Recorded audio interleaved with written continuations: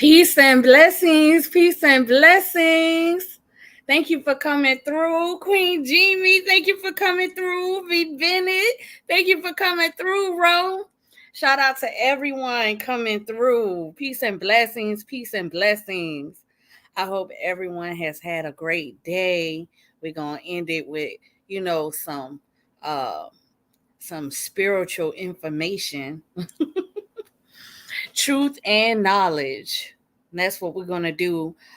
We started yesterday, um, covering a discussion that Kevin Wesley had a few years ago, and I wanna, yes, late night positivity, late night vibing. You know what I'm saying? um, I don't know what's going on with a few of the content creators still trying to do the bashing and everything with Kevin Wesley and his family. I'm going to take a further look into that, and if I have to cover some things, I most definitely will. As everyone knows, I stand in defense, especially for these men and for Kevin Wesley and his family. I'm not sure as to what I heard, so I have to replay it. Another content creator was discussing it, and I'm going to go back and look at that. And if I have to cover that story, it's definitely going to be the next discussion that I do. But I want to do a part two of the discussion that we were having last night. Um, and basically, um, unraveling some of the traumatic experiences that we've had and that we may be unaware of, right?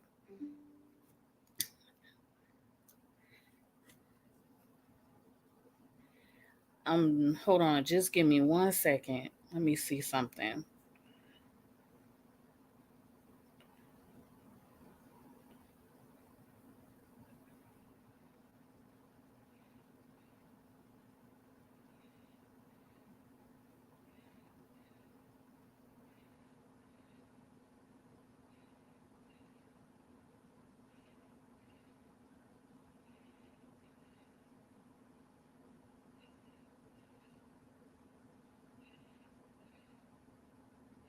Okay. Um,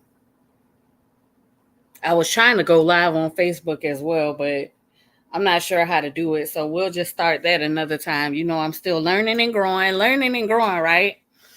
But I want to go ahead and get into the discussion. We had the opportunity to discuss with Brother Kevin yesterday on my panel, which it's always a blessing when he comes to my panel. Especially with the topics that I've been dealing with, I find it great honor always. I find it great honor for everyone that blesses my panel. You get what I'm saying? Especially when I have Brother V up, when I have Kevin up, um, with the topics that I've been discussing since I started my channel. Um, it's great honor. I'm always pleased. I'm truly happy about it. It's exciting to me. It's definitely something I did not even imagine. You get what I'm saying? So, you know, I feel accomplished every time. So, peace and blessings to everyone. I want to go ahead and let's see if we can share this video now. We're going to get back into the discussion. And if anybody wants to know where we left off, we can cover some of the things that we discussed yesterday, and then go from there. Or I'll probably let the video start, and then we'll discover where we left off from yesterday. I get nervous, and so when I get nervous, I get so excited. My thought process becomes a blur, but peace and blessings is all a beautiful experience for me. Right. And so we have Coach Ross. Coach, I want to say his name was Coach Renz. And if anybody hasn't checked out his channel is basically about why he walked away from religion or why he left religion. He has great insight as well. So if anybody has not checked into his channel, do so. He's been in the game for a minute as well. You latch on to the God within. That's where you latch on to. You latch on. You find and define your own. You find your divinity. That gives you strength. That recognize who you are, and they find that. And Also, if anybody has any questions or any anything that they want to add on to it, you get what I'm saying, because what Coach just spoke of, finding the divinity within, that is something that I can attest to, that I found within. A lot of people have different practices and beliefs and understandings of these things, so giving your perspective is definitely helpful to the growth. but it's afraid. They're afraid to leave that. And so they'll just say, well, everybody's okay, everybody's right. Well, not everybody's right, but everybody's okay, and I'm just going to let everybody just have their belief, because if they have that confrontation, then where do they go? What happens to them then? What happens to their immortality that they've been banking on? And at that point, they're just scared, they're terrified, you know and don't know where to go. And I even now I get Muslims who say, "Man, you should try reading the Quran, or you should try, looking into being a Muslim." And it's like I'm always responding back with this. I don't believe that God wrote any literature. Just to try to be as Right.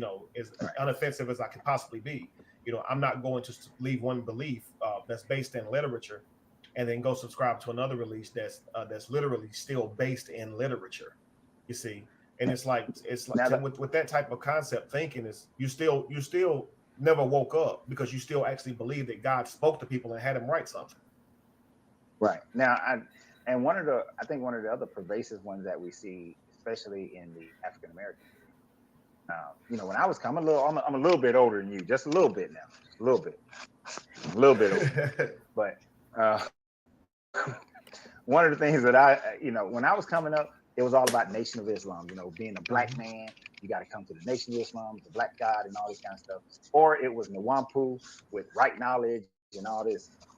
But now, if I see an element within, I see that similar element within the Black conscious community, where it's like, oh, it's all about melanation, and it's about Now there are some attributes and some positive about having more melanin in our skin. I mean, I don't get sunburned as easily, and I can attract more sun rays. We talked about sun gazing earlier, so there's some advantages, yes, but it takes on this whole. It goes beyond just having pride in your history and your ancestry to going into its own level of superiority, racial superiority, and so they'll try to pull you from Christianity and say, well, see, black man, you're superior to the white man, and you're superior to the Asian man, and all these kind of things.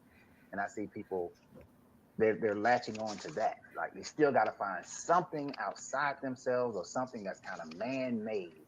Mhm. There's no there they'll point to Egypt and the Dogons and all these other groups that we just use for historical Sure. references and understanding, but they'll approach it from a point of, you're better than somebody else simply because of your skin.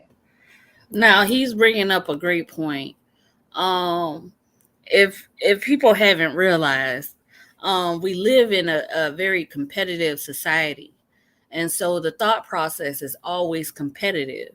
You know, to be successful, or to get high grades, or to have the best trends of style and being up to date. It's a thought process that comes along with it. Thank you for coming, Queen Jimmy. And so with this mentality, without a clarification, or without a full understanding, you can tend to take on some of these thought processes within your spiritual journey, to identify yourself, as something better than something else. We had racism, right? And racism basically speaks about, it came from, the identity of the white man, being superior towards the black man. And but genetically, the black man, of course, is more superior than the white man. But with the thought process of competing, it becomes an unhealthy thing to where you attach yourself to things based upon that thought process and understanding of, well, I'm better than something, I'm better than you, I'm better in this, I have better genetics. you know Competitiveness is not a natural thought process, especially within the black community. It's not healthy because there's plenty to share, there's plenty to have, and spirituality kind of teaches you that. We're no better than V says, we're no better or worse than any other people. We were told we were worse. However, yes, we were told we were worse. We actually were not necessarily convinced of it, but beaten into it, right? Forced into that thought process. And so we carry out a mentality of having to prove ourselves, not only to ourselves, but to others as well. You can see that in the behavior patterns, with having discussions and having differences. As soon as someone disagrees with you, the automatic response is, to dismiss or to feel annoyed or to feel insulted. It's the thought process of feeling as if you know better or as if you are better. It's an unhealthy trait. It's actually traumatizing.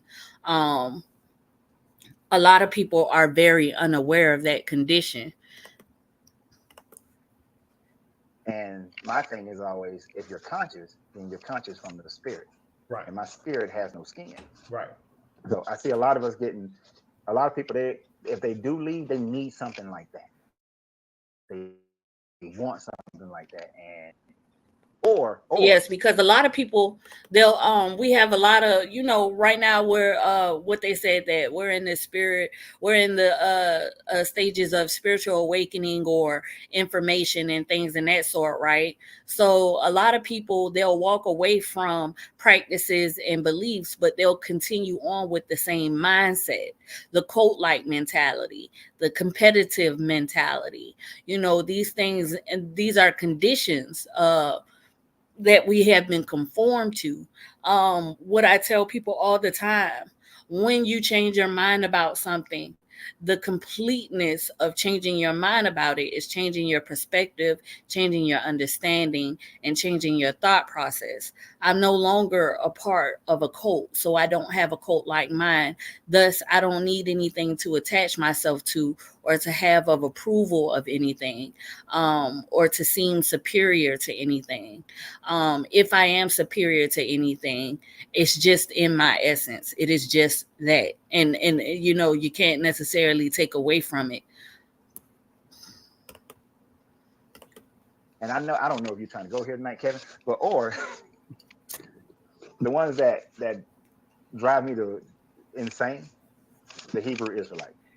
And I'm not trying to be offensive to any of the Hebrew Israelites out there, but I talked one time before about, Now, Kevin did come up and speak about the Hebrew Israelite because I did have some questions about it myself. So they're going to further elaborate. In their perspective, of course, it comes from the place of logic and information. So everybody, if you're not informed or if you have any questions about it, let's take some notes. Let's see if we can gain clarity of this information while they speak. uh, why are you trying to be Hebrew? I don't. Why are you trying to grab on to these Hebrews as if the world began with the Hebrews and the Israelites? As if that's what man. You can find civilizations way older than a Hebrew civilization ever, but they're still trying to hold on, and Absolutely. create this connection to the same book, but add a racial superiority to it. And it's like, you know, dude, that still makes no sense. You're still captivated. You're still enslaved by this same God that says kill all the people and all the animals, but keep the little 3-year-old girls who ain't known a man for yourself as a wife. And I specify 3-year-old because it said just keep all the women who've never Hmm. known a man. That includes the 3-year-old, the 2-year-old, the 1-year-old little girls, so you can Absolutely. go and pedophile with them as they grow up and make them your wives. After massacre the entire family. You're still trying to hold on to that and just trying to make it black, and say that you're a lost tribe of Israel, which is like you're still entrapping and enslaving yourself to some type of system that doesn't do anything to elevate yourself in your true consciousness. And I don't know if I went way off track. I'm sorry if I No, no, did. no, you didn't. I mean, that right there is another. I do have a question, you guys. I would like to know everybody's thought process of consciousness. How do you know that you are conscious? Is it a feeling or is it a behavior to you guys? Um, I'll give my experience. When I became, or when I came into my own consciousness, which is what I like to say a sense of awareness. It was like a light bulb effect. I don't know if everybody knows about the light bulb thing, but like in the old cartoons, they used to have the light bulb that would come over the character's head if they came up with a grand idea. But not only that, it was actually thank you so much, Queen. But it was a physical effect as well. Um, a lot of people speak of the third eye, and some people, depending on their beliefs within their practice, they think of this as something that is evil. But and when my third eye started to open up, I was very fearful of it. Why? Because I didn't have the full understanding. But I did some research for myself, and it was quite inevitable. It was happening beyond my control. So it's a feeling that came with it. Within my forehead, I started to feel like um how can I explain it? It was like a knot, and to this day it's kind of like a knot, and I could feel like it spreading within my forehead area, closer in between my eyebrows, upper eyebrow area. And when that started to happen, it started to feel as if everything was more clear. And in the Christian faith they talk about discernment. And to be honest, I've had the greatest discernment ever since that experience. I've grown to know that the third eye is simply the pineal gland.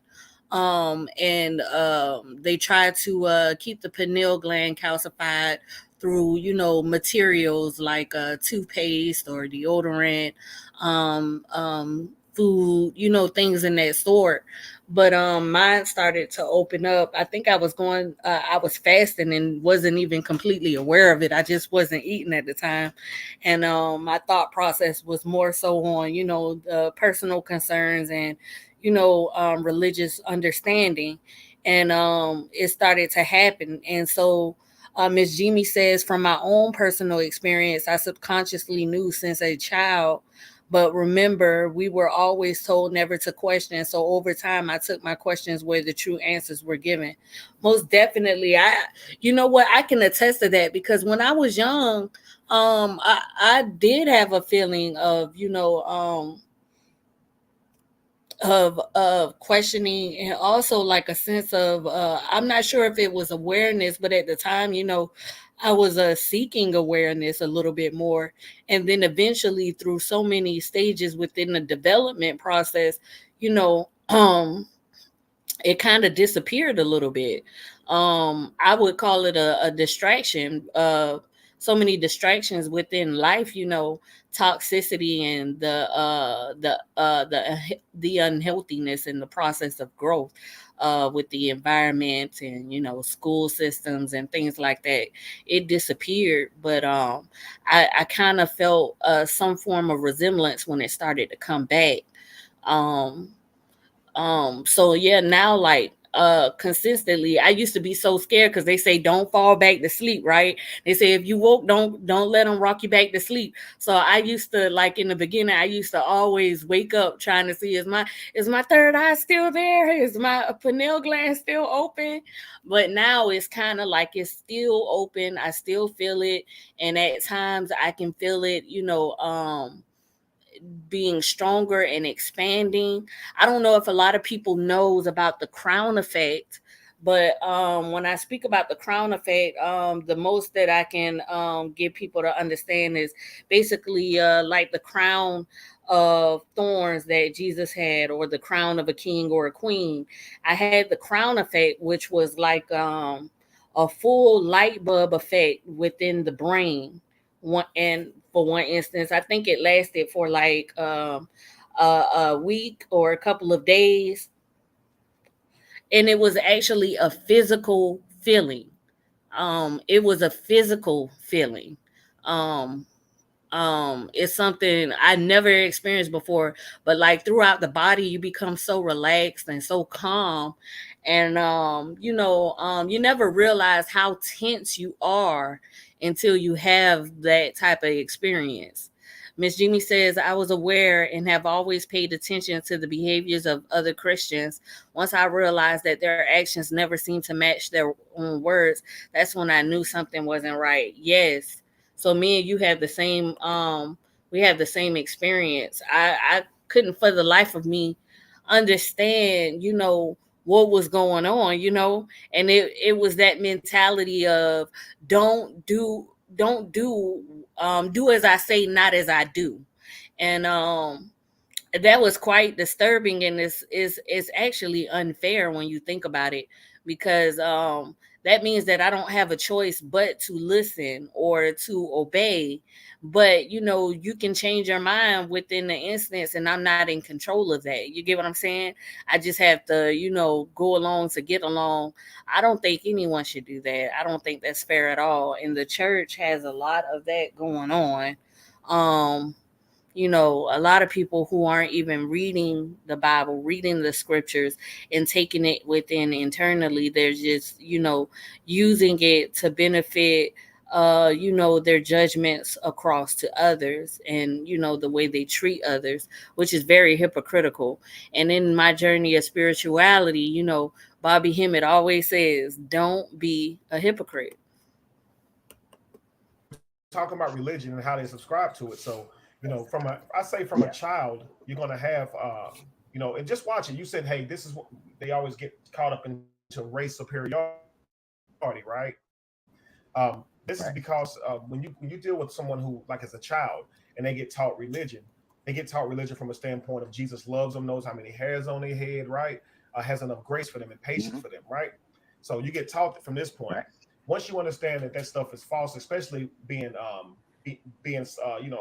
exposed to a white deity as your Jesus, and then Right. when you come into the understanding that this man could not have been of white descent, then you get a little upset. Why was these images put in front of me my whole life, right?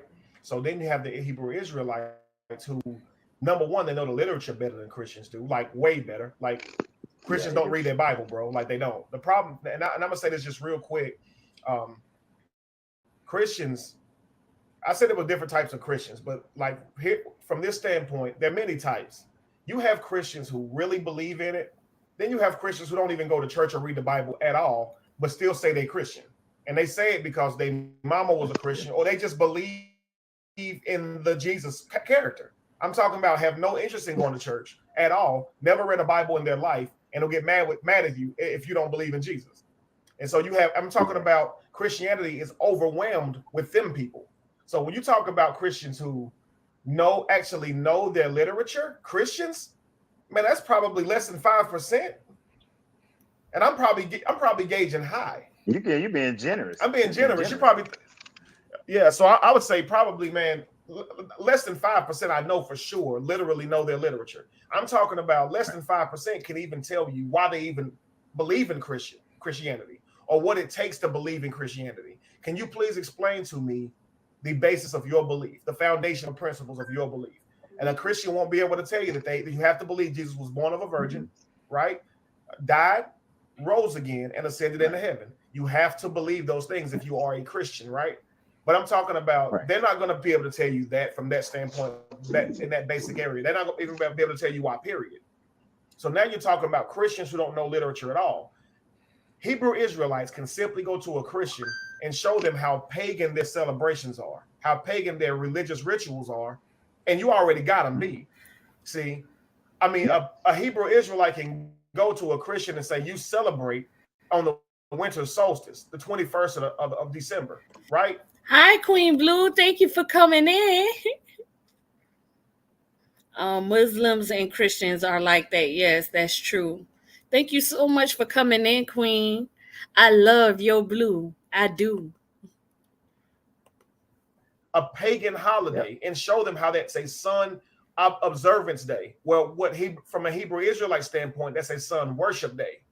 But Right. nevertheless, when you grow your knowledge, you realize it's sun of observance, not sun worship, like what we understand it as. But to the Hebrew Israelite, nonetheless, they know their biblical literature well, regardless of whether they know actual sun observance or thank you very much, Ivory. Whether they understand, Egypt, what they call Egyptology. They like to put that OLGY behind Right. it to take away from it. Egyptology. It's funny how they try to throw that behind there when it's just simply you dig up a pharaoh. If the Joker black, he was black. I don't understand why you got to put ology behind it and make like you don't know what color he was now because it's now a theory, right? Right. Okay, so they don't have a Europeology, right? They don't have an Americaology, any of this stuff. It's just called history. But when you're talking about Egypt or what they call Kemet, then now that has to be Egyptology, right? It's just forget about it. So anyway, a Hebrew Israelite, they'll hold on to everything that's negative because they have been taught that they were enslaved by Egypt. They were taught that that Mm-hmm. the Israelites were going into Egypt, continued to go into Egypt because they needed supplies, and one day Egypt shut the doors on them and enslaved them for several hundred years. Right? This is what they Yep. believe that Moses, who came. Josh, I don't know if there's possible for you to grab a picture for me. Josh, can you hear me? I can hear you. I'm just muting I don't myself. know if it's possible for you to grab a I picture want to for. read this comment.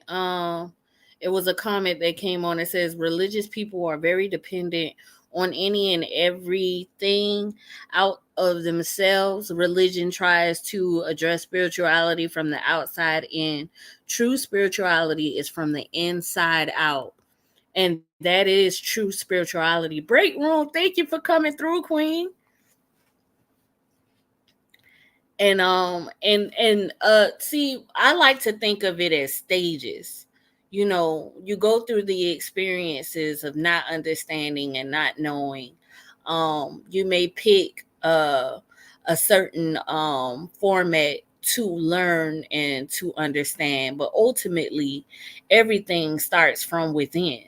Once you have that understanding, you get the true essence, or you get the clarity of everything that you seek for. If you're looking for something from the outside, you're going to forever search. You're going to forever have these problematic situations and things in that sort.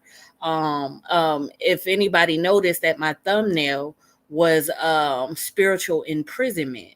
And if anybody isn't quite informed of what that necessarily is, take a look into the definition, get some clarity. But spiritual imprisonment is and I'll define it this way: it's a mental imprisonment. Always emotional, depression, anxiety, mental discomfort, having ups and downs. With a lot of religious practice, when you're looking for something from the outside to fix something in the inside, you're going to always find a struggle with spiritual imprisonment. You have to start within first. You have to start. The effort of change starts with oneself. If you're if you are a lot of people say they want to make the world a better place, or they'll say, while all of these things happening in the world, well, the first step to making anything better is to start with yourself. You have to go within. For me real quick, but it's Yeah. Moses. Just type in Moses Aries. This is gonna be funny, but Moses represents Aries, right? Moses. This is why Right. Jews blow a shofar to this day. That's why they blow a ram's horn to this day. Moses is representative of Aries. In fact, during the time of Exodus, when Moses was delivering the Israelites from Egypt, they were told to kill a calf or to examine a calf and make sure it was perfect, right? See, a lot of these stories are basically of sacrifice. And A lot of people don't understand that having a sacrificial thought process is always in consideration of having to deny something in order to gain something. And that process is very toxic, because in most cases, we deny ourselves in order to gain something. You know, Sometimes we deny our happiness, or a lot of us have that understanding: no pain, no gain. So we sacrifice ourselves. We'll intake the pain in order to gain something. It's a unhealthy thought process, and it's taken on into our lifestyle, into our culture, and everything in that. And religion has a role in playing that, especially with a lot of the teachings and the format of teachings from the Bible.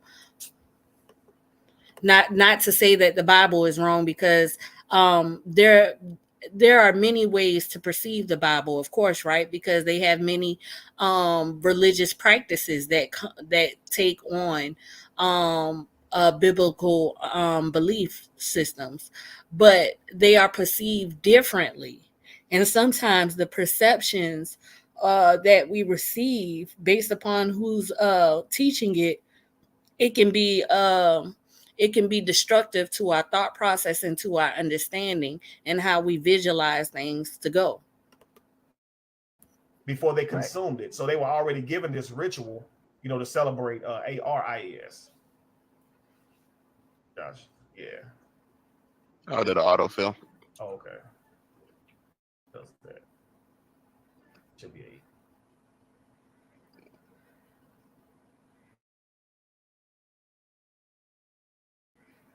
So you talk about Aries right there. That's the perfect one right there. You see that? This first Now one? watch this go down some because I want to show a different one. Hold It on. should. All right, cool. Which one?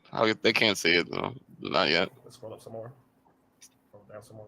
Star Child say possession of the equinoxes. Right. But that's fine. You can go back up and use the top ones. That's fine. Which one? Any one of those. That's fine. Right there. And we're gonna. And it's just so funny, man. It's so funny, but I can do this all day. But instead of looking at Moses objectively, and you guys got to come to YouTube if you want to be able to see this. But instead of looking at Moses objectively from a standpoint as being represented by the zodiacs, thank you, Sierra. Thank you very much. Um, oh, thank you, Anthony. Man, Anthony always doing. Anthony, man, he'll be hooking me up every week. I really appreciate that, bro. I really do. Setting the example, man. Um, but Aries is or Moses represents Aries. I'm going to show you a picture here shortly that has Moses with horns. Okay, small horns. Now, Kevin is awesome in teaching astrology and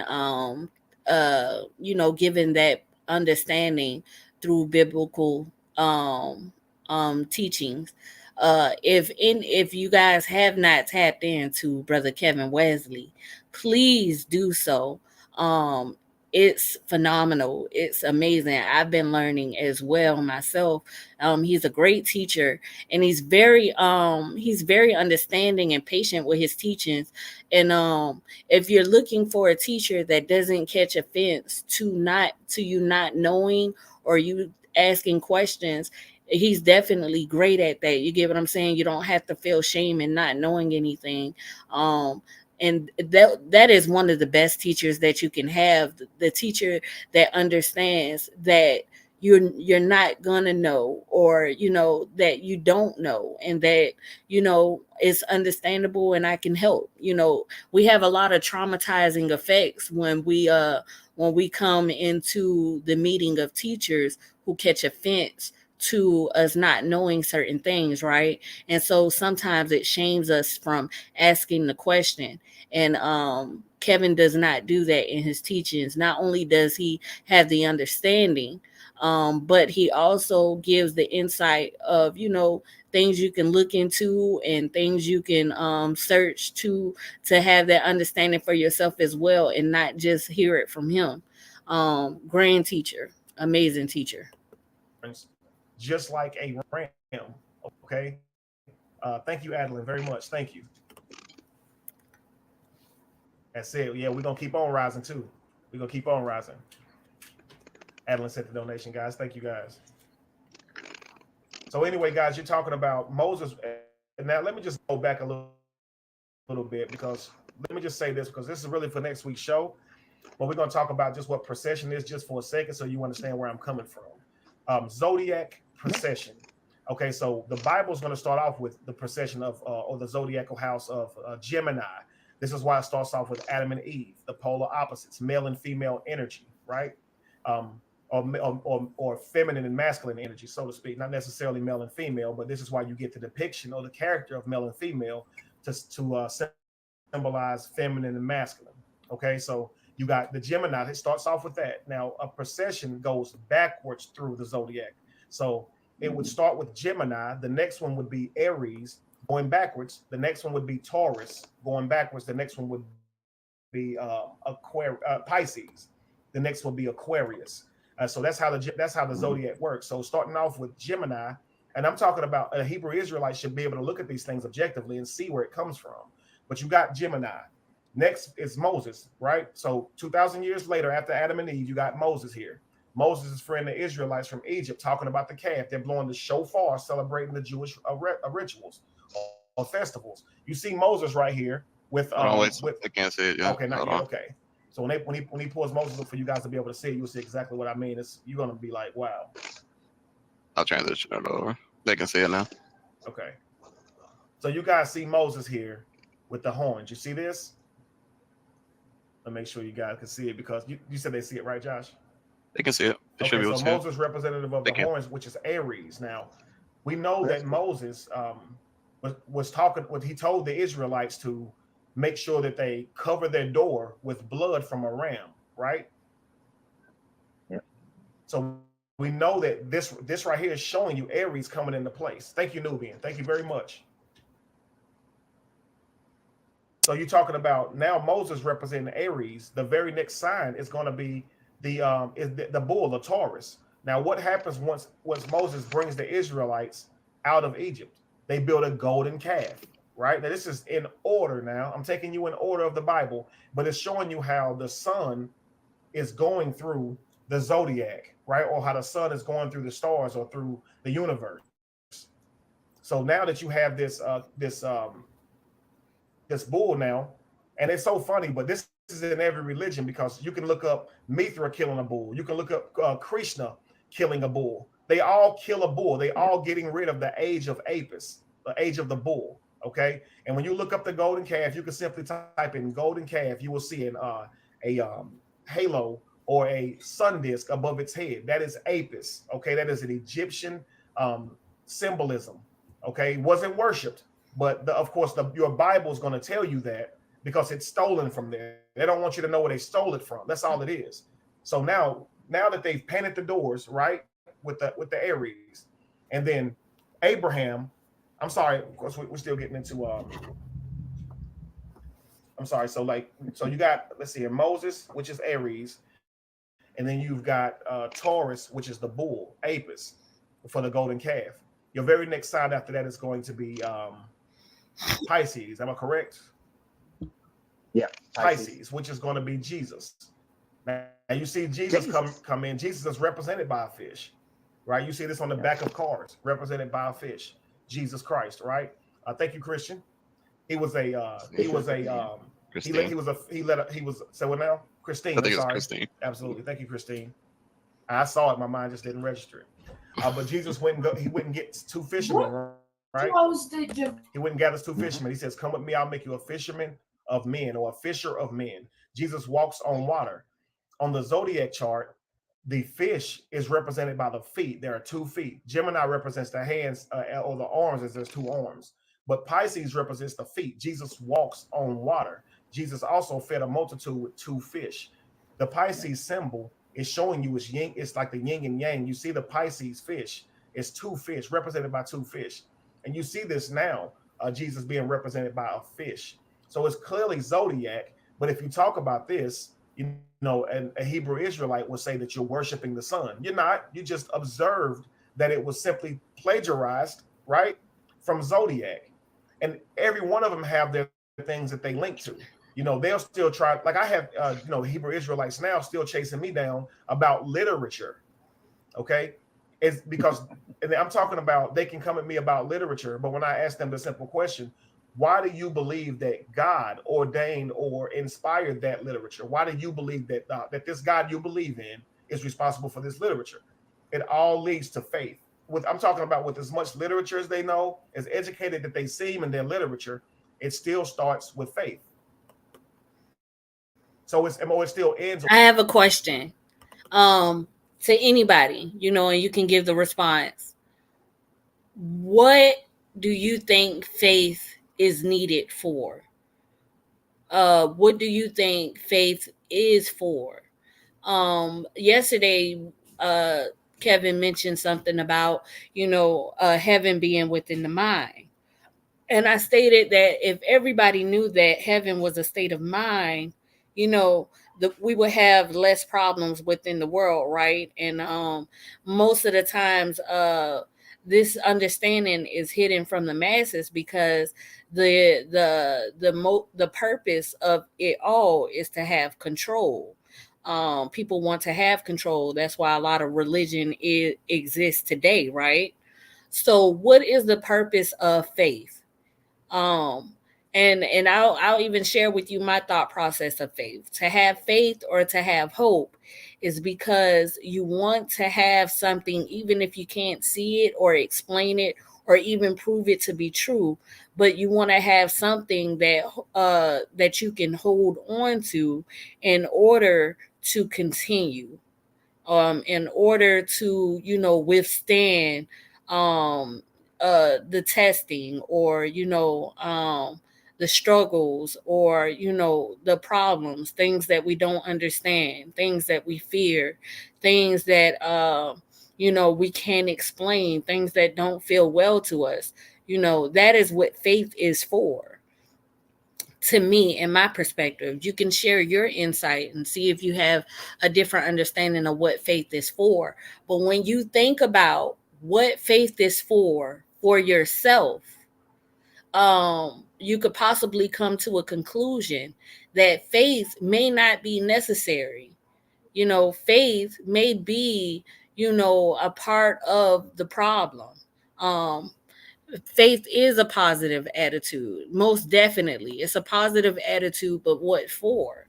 I even broke down King Terry. Thank you for coming in, bro. Shout out to King Terry. Terry, I don't know if you if you wanted your platform to be shared or anything in that sort, but I discovered that you had a channel with great videos, might I add. And if you want to drop the link, let everybody know your channel. That'd be awesome. Terry has great videos, you guys, that I looked into earlier today. He's an awesome brother. He's been sharing my videos. He's been great support. If so, you guys go and support Terry. But I tell everybody that positive people have the misunderstanding of what positive and negative actually means. They have this imagery or this thought process that positive is good and negative is bad. Positivity and negativity, they both can be good or bad. Positivity is I'll explain it this way. Positivity is a movement towards something. And negativity is either a standstill or a movement against what you want to move towards. Think about it like this: war. Let's say that I wanted to take over a kingdom. In their eyes, it would be negative because it's their kingdom. In my eyes, it would be positive because I want to take over their throne.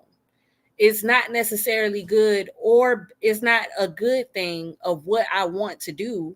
But for me, it is a positive movement. It's a positive motion. It's an action towards what I want. Now, is it good? No. It To take over somebody's kingdom, that's a bad positive. If that makes sense, we can further break that down, but it gives people a kind of a different understanding, because people will say, well, that's not positive. And actually, according to the term, it is positive, because positive is an action more so than it is a feeling. um So it's founded on faith, and that's every religion. You can't get past this believing something that you can't prove. So they'll want to disprove you, but they don't have their own beliefs. Somebody put that two fish, five loaves of bread, right there in the constellations. I mean, not in the constellations, but in the Bible. When you give a character, or say we talked about last week, making Anubis, giving him man-like characteristics, that's called anthropomorphize. Well, when you give the stars animal characteristics, or give a object an animal characteristics, that's called zoomorphize. And this is actually where you get the word zodiac. It's zodiac. So zoo is the main is Yeah. the root word in zodiac. So that's why it's filled with animals. And you can look up zodiac all day, and you will see pictures of Jesus with the zodiac around him. Now you'll also see pictures of Jesus with the disciples around him. There's 12 months of the year sitting right around him, and they all have sun discs, representing that they are disc disciples. DISCIPLS, disc disciples. That's what they're called, disc. Another thing that I would like to include, because a lot of people have this uniform thought process of how things should go, how things should be understood. Um, but even with Jesus and his 12 disciples, that means they were 12 people, 12 individuals. They had 12 different perspectives. They had 12 different forms of communication, understanding, behaviors, thought process. You get what I'm saying? They were all individually. They weren't like robots. They weren't necessarily books with the same words and the same format. So when you think about it like that, you get what I'm saying? And you have the thought process of one religion or one understanding is better than the other, then you're discrediting um at the least 11 disciples from Jesus, right? And a lot of people in religious beliefs, they have a tendency of doing that. And I think that it's important to have a reconsideration with that thought process, because if Jesus if Jesus approved 12 disciples to tell to go and tell the truth, or to spread the word, then of course they didn't do it the same way, and they went to different environments. So you have to know your crowd, right? You have to speak in the terms of that culture. You have to speak in the format of their identity. You get what I'm saying? So things aren't going to be necessarily uniformed. They may have a resemblance, or may have some things in which they can relate or agree upon, but some things are different than others. So when you have that thought process, can Christianity necessarily be specifically correct? They represent the zodiac, right? We look at it and just say disciples because we've been tricked into a little bit of word magic. But if you look at the word, it is simply disc disciples. There's 12 of them, and this story repeats itself as Joseph had 12 brothers. I'm sorry, Israel had 12 sons as well. and it continues to go on. Right. And these same stories tend to repeat themselves. It seems that we could understand that it's just parables. You see, that it's understandings, that it's not a true story. If you believe him as true story, then Israel's life was pretty much the same as Jesus's. You see what I'm saying? Like Jesus was Israel was anointed and changed on a mountain. So was Israel, right? Jacob laid his head on a rock, right? He called that place Peniel and wrestled with God and became enlightened because he saw the face of God. And his name was changed to Israel. Israel, Isis, Ra, Elohim. Now, you say this to a Hebrew Israelite, you worship Kemet, but you simply understand Israel, Isis, Ra, Elohim. Now, listen, I used to believe in the stuff. My son's name is Israel. All right. And so you can imagine the shock on my face when I found out where Israel came from. So Right. now Israel gets his anointing, or he changes from Jacob the con artist into Israel, on this rock where he laid his head, right? Jesus was transfigured on a mountain.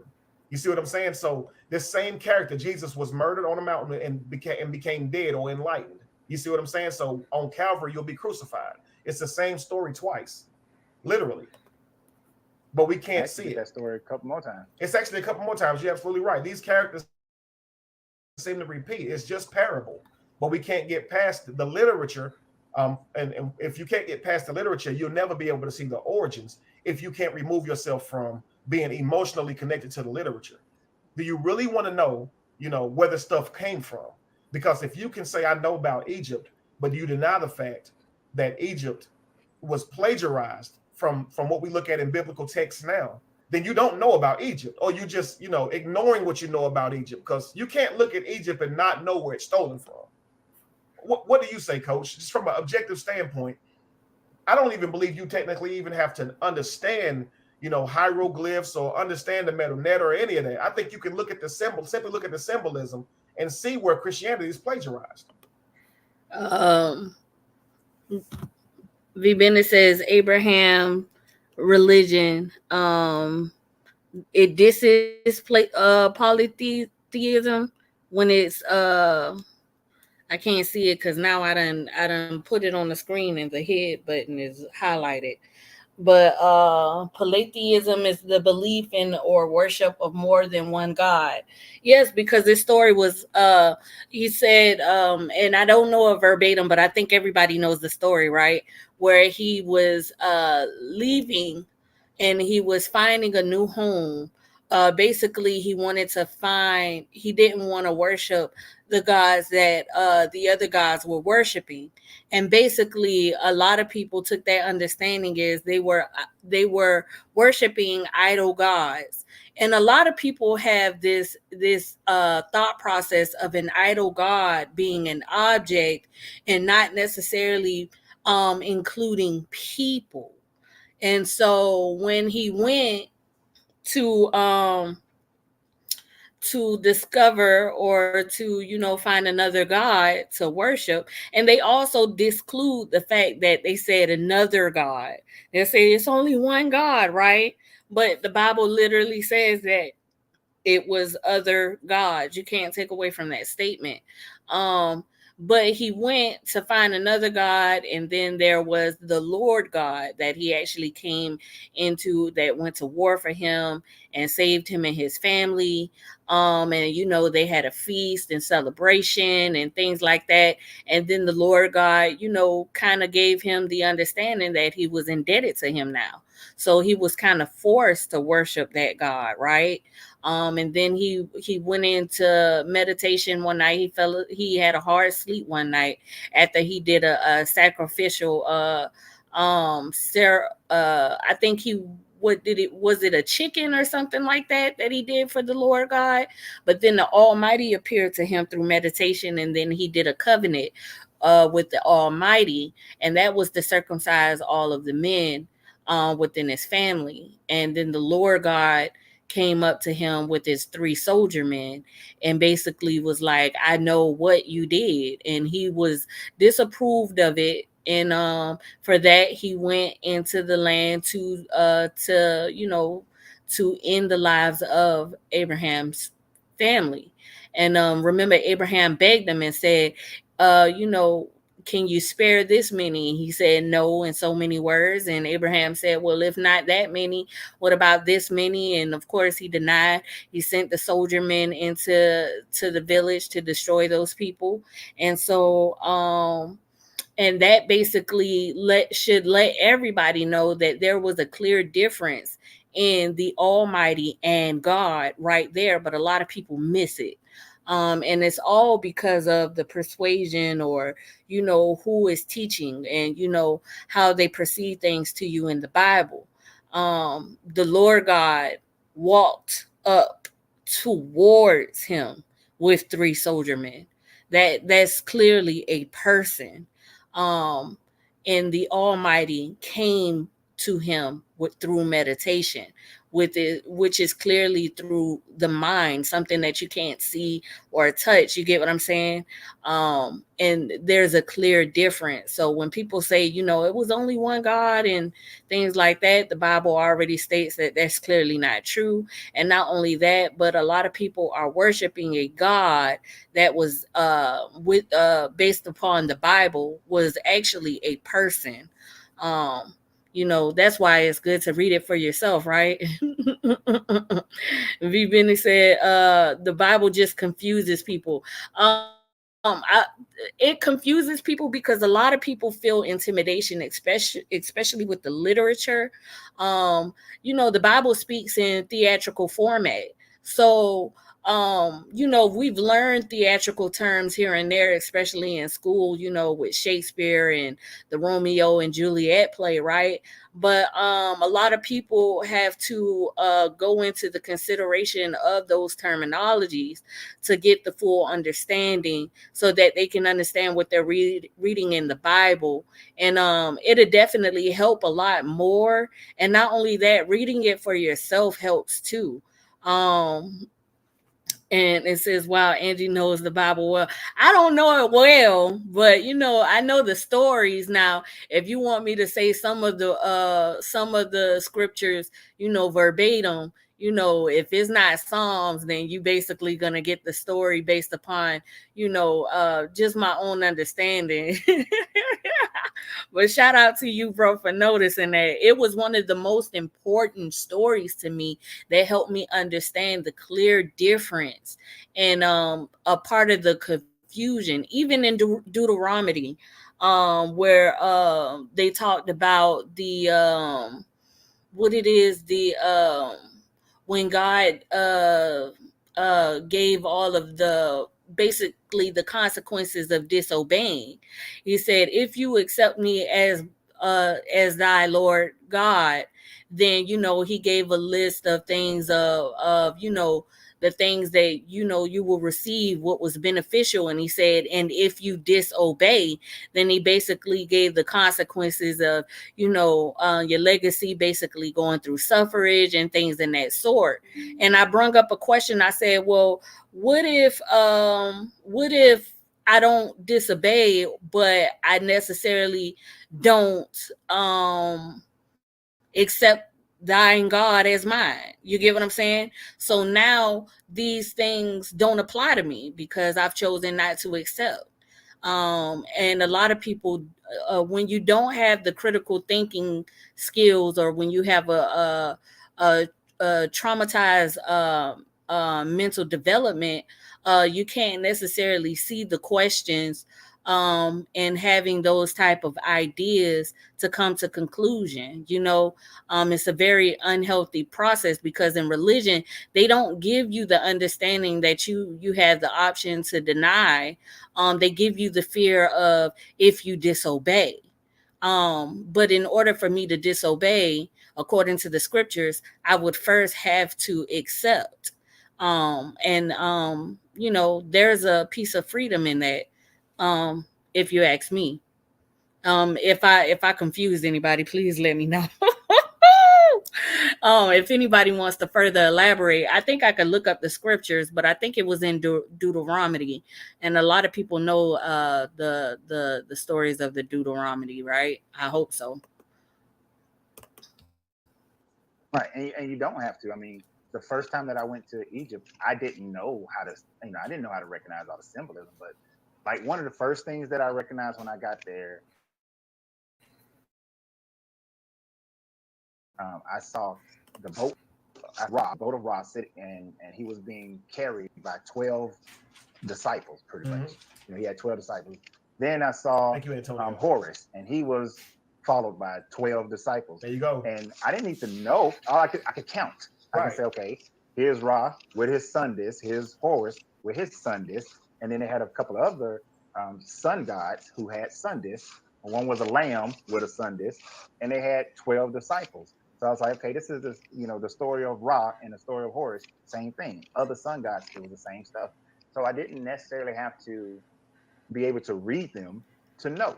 I can just look because they spoke with symbols back then. I mean, before I think you did a video the other day about how Right. before we communicated with symbols beforehand because we recognize the frequency of each symbol. So when a person goes there and you start seeing these things, you start saying, okay, well, this symbology is a story that when people would have been going back and forth from Egypt to learn, to go to the mystery schools, they would have seen all this. They would have known this information. They would have taken it back home, and they would have told the same, told those stories. Absolutely. The Babylonians with the Hammurabi Code. You talked about being transfigured on a mountain. Hammurabi went to the volcano mountain, and that's where he was given the laws for the Babylonian, which is the Hammurabi Code. Moses went to the mountain and got the laws. Got transfigured on the laws by getting the Ten Commandments. Absolutely. So that same story gets disseminated, through through different cultures, and they just retell it because it was their way of trying to explain. I don't understand why this volcano is I erupting. mean, if you think about it, not only do they have this repeated cycle of stories within the Bible, but they also have it in history. With the black culture, we would say that Harriet Tubman was the Moses of slavery times within America, right? Think about that. You get what I'm saying? How the saying is so true. History repeats itself. Now, we can go into deep different understandings in the question of how history actually took place. I know that there's a lot of different perspectives when that come into play, but think about it. It continues in different scenarios with different situations, different stories. Moses helped to free the people of Egypt. Harriet Tubman led the Underground Railroad to flee the people from slavery. They all repeat. The stories in the Bible repeat, repeat, repeat, repeat, even in different religions, even in Egyptology, these stories, all of them have a resemblance. So is it you can ask whether it's true or not, or you can ask whether we learned from history or not. All of these are great questions. If you want to consider these things to be true, then ask yourselves as a whole, if it is true, did we learn from it? Because it still, yet and still, is repeating itself. Um, and then, if you do want to ask the question whether it is true or not, then you want to ask where were the initial proofs of these things happening, and then you go into a deep rabbit hole with that, right? Terry says, I try posting my link, but YouTube's not letting me do it. So when everyone get a chance, just type in the name shown in my profile after you click the search button, then click subscribe. No doubt, Terry. I don't know how to drop a link, but I'm definitely gonna figure it out. And not only that, but I'm gonna post it on my wall so everyone can go and subscribe to Brother Terry. Um, Peace and blessings. We're all gonna learn how to work this thing together. We're gonna get it right.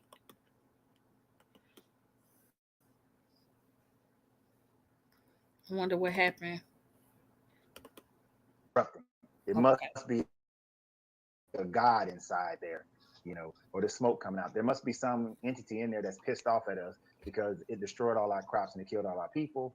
So we got to please the volcano god, whether you call him Vulcan or whatever name you give him. Yahweh, Moses, supposedly Moses' daddy, was a Midian priest. They worship the volcano god whose name is Yahweh. Yahweh. Sounds a lot like Yahweh, but it's Absolutely. Yahweh. Hmm. So, the volcano god. So, I mean, so that story gets told over and over again. And all we have to do is look at the symbols of them, look at the storyline. We got the tree of life with the Sumerians. That's the same as the tree of life in the so-called Garden of Eden. Just just follow the symbols. But a person who is indoctrinated turns away from that. They ignore it, because they can't get themselves past that indoctrination to be able to just Peace recognize. to you, Queen Truth. Truth Slayer is in the building. Peace to you, Mama. Yes, everybody subscribe to brother Terry and V Bennett also. I don't know if I said it enough, but V Bennett has an awesome channel. He's very informative. He talks about current events, and not only that, but he talks about historical events as well. And he also has open discussions so you can share perspectives, which I think is a very healthy experience, especially with growing perspectives. People have different perspectives, and he has a space where everybody can be comfortable to share, with each other, and it's little to no attacks, and it's an awesome environment to learn and grow. And not only that, but everyone on his channel welcomes you in like family. It's true love. Everybody, please. V Bennett, if you know how to drop the link, can you show me and Terry how to do it? And drop your link so that people can know to subscribe to your channel as well. Um Y'all, he keeps up with everything. He covered the Nature Boy what was it, his court trial and everything like that. um Awesome, very informative, a man of wisdom, you guys, please. And not only that, but he has a lot of people within his channel that have platforms as well. It's a great community of people. They speak on the level of intellect. And I'm always looking to be embraced within a community of intellect. It's a great community, you guys.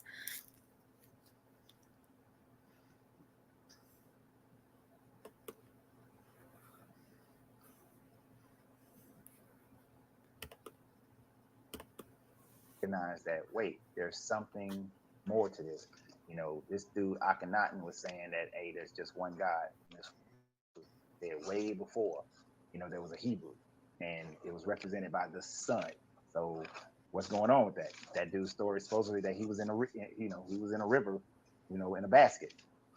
Same story they've heard before, but they can't Absolutely. say, okay, I heard this story before, but so recognize that it's just a continuation. Even some of their Christian apologists from way back in the, way back in the day, like, Justin Martyr and all them, they used to tell the people like, look, I don't know why y'all tripping, because this is similar to what y'all already believe. The Jesus story is similar to that, so just come on over, and we'll add some of your stuff in it. Some since y'all like doing the winter solstice thing in Egypt, we can add that to it. Y'all like doing the festival for Dionysus, we can add that to it. Right. They just bring it on in. Mhm. So it's just, we don't have to, people, they get so caught up into like, you got to prove and you got to prove and you got to know this, you got to know that. But we can just look at it very simple and boil it down.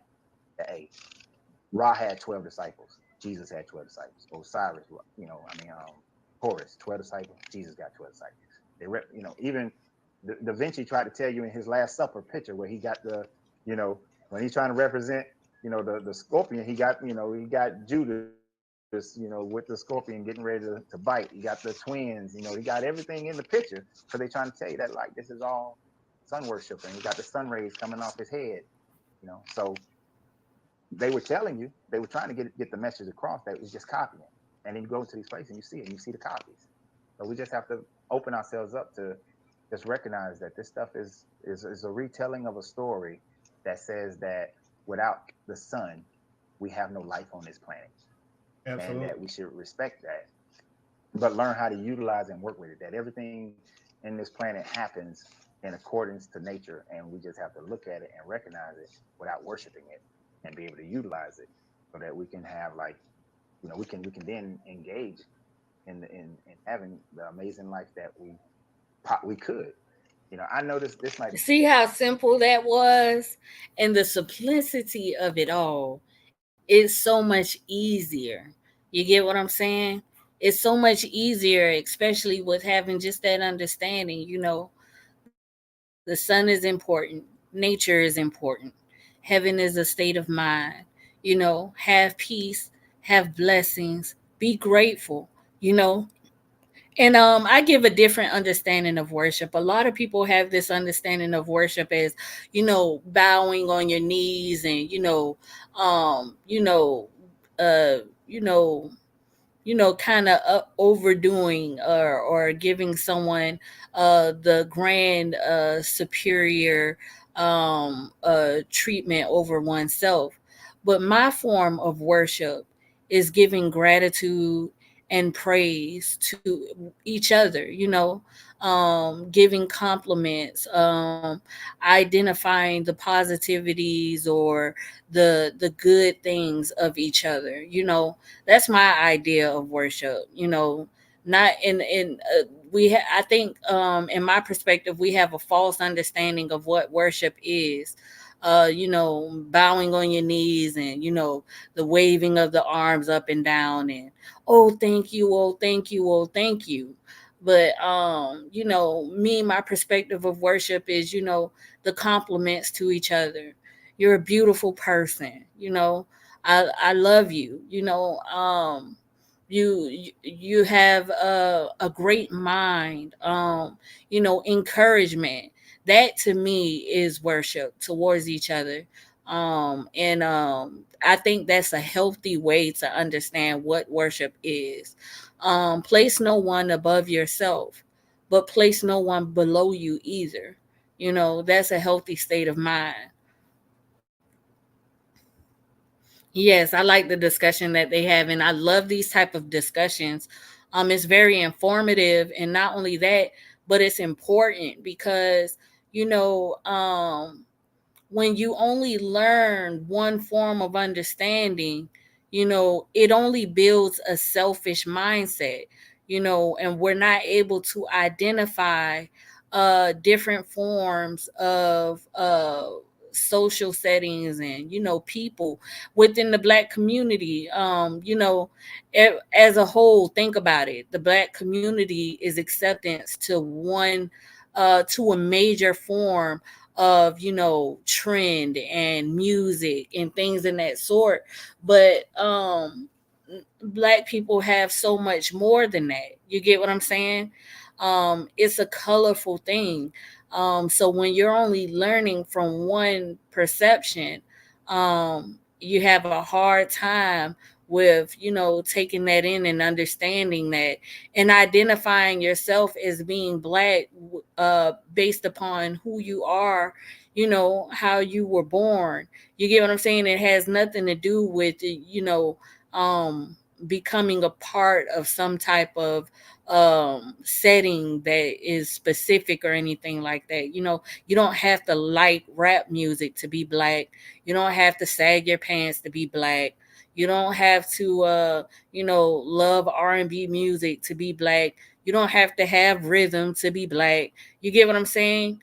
Black is a very colorful thing. It's a very beautiful thing. There's differences within our people, and the we can become more accepting of it if we get out of this uniform thought process of everything having to be the same or similar. Um, thank you so much, V.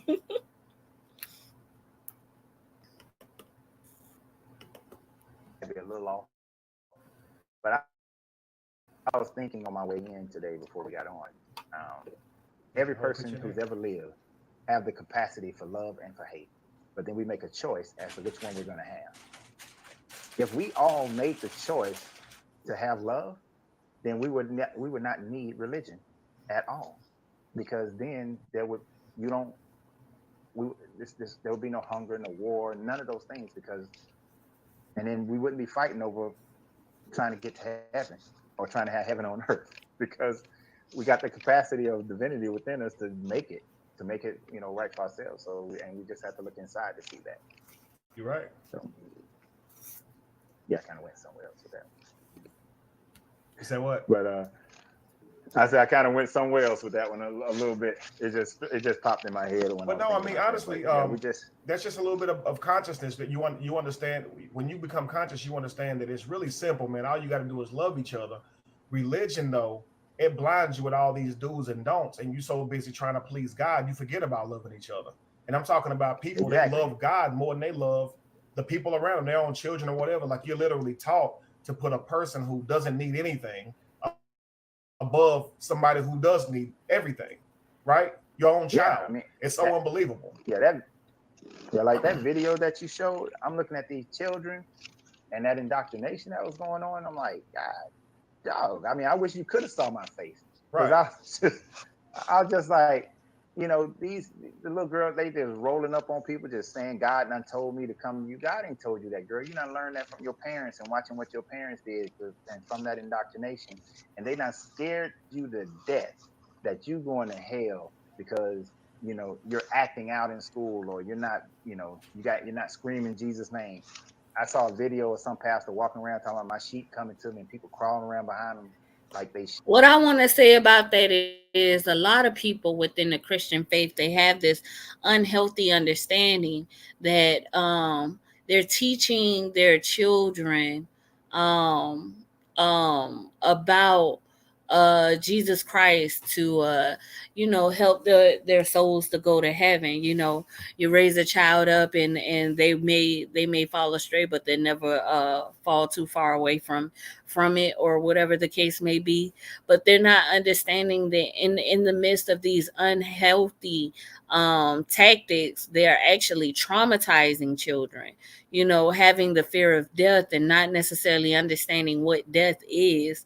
Having the fear of an existence that they've never seen before, and having the fear of our parents, and not necessarily understanding, you know, what it is that children don't know what's going on. And a lot of the times that's not even considered. And most of the times, what parents have to understand is that is a neglectful trait, to not consider the understanding or the clarity of the child's mind. Children experience trauma and don't even understand that it is trauma. Parents display trauma within these aspects of parenting skills and don't even realize that they're being traumatizing. It's an unhealthy thing that's been going on for far too long, and it needs to stop. It needs to change. I think that if we want our children to know of a higher power or a higher source, the most important thing that we should be doing is identifying and giving more information first, giving explanation first, without the process of fear or bias, or to sway the opinions. You want to lay the information and let the children come to a conclusion of their own. You get what I'm saying? And that's wisdom.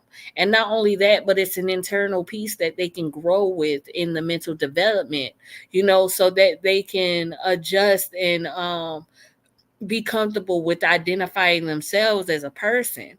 Um, a lot of parents have this mentality that, that their children, they raise their children, and it's the saying, when you have children, it's no longer about you. So a lot of parents, they take on this thing where they put in so much, and then they invest so much, so to speak, to their child. And so if their child grows up to be something different, they feel disappointment, or they try to have a sense of control over the child's life as an adult. You get what I'm saying? And it's very abusive, with that mentality, as if the child is indebted or owes them something, or as if they did the child some type of favor. No, the child is a person, the child is your child, which is a beautiful thing, but yet and still the child is a person. And so, you just want to give information to the child and let them be able to use their minds to critically analyze and evaluate and build those mental skills so that they can be able to have an independent thought. And even if they don't necessarily agree, they will be able to respect it more. And you don't have to force respect on a person. The Bible speaks of these things, having fear and, things being forced uh, by the murderings, or, the war tactics, or, the abuse and the threats. And we feel like these are parenting skills, but it's not. you know where most people are carrying on the thought process of their religious beliefs within their children.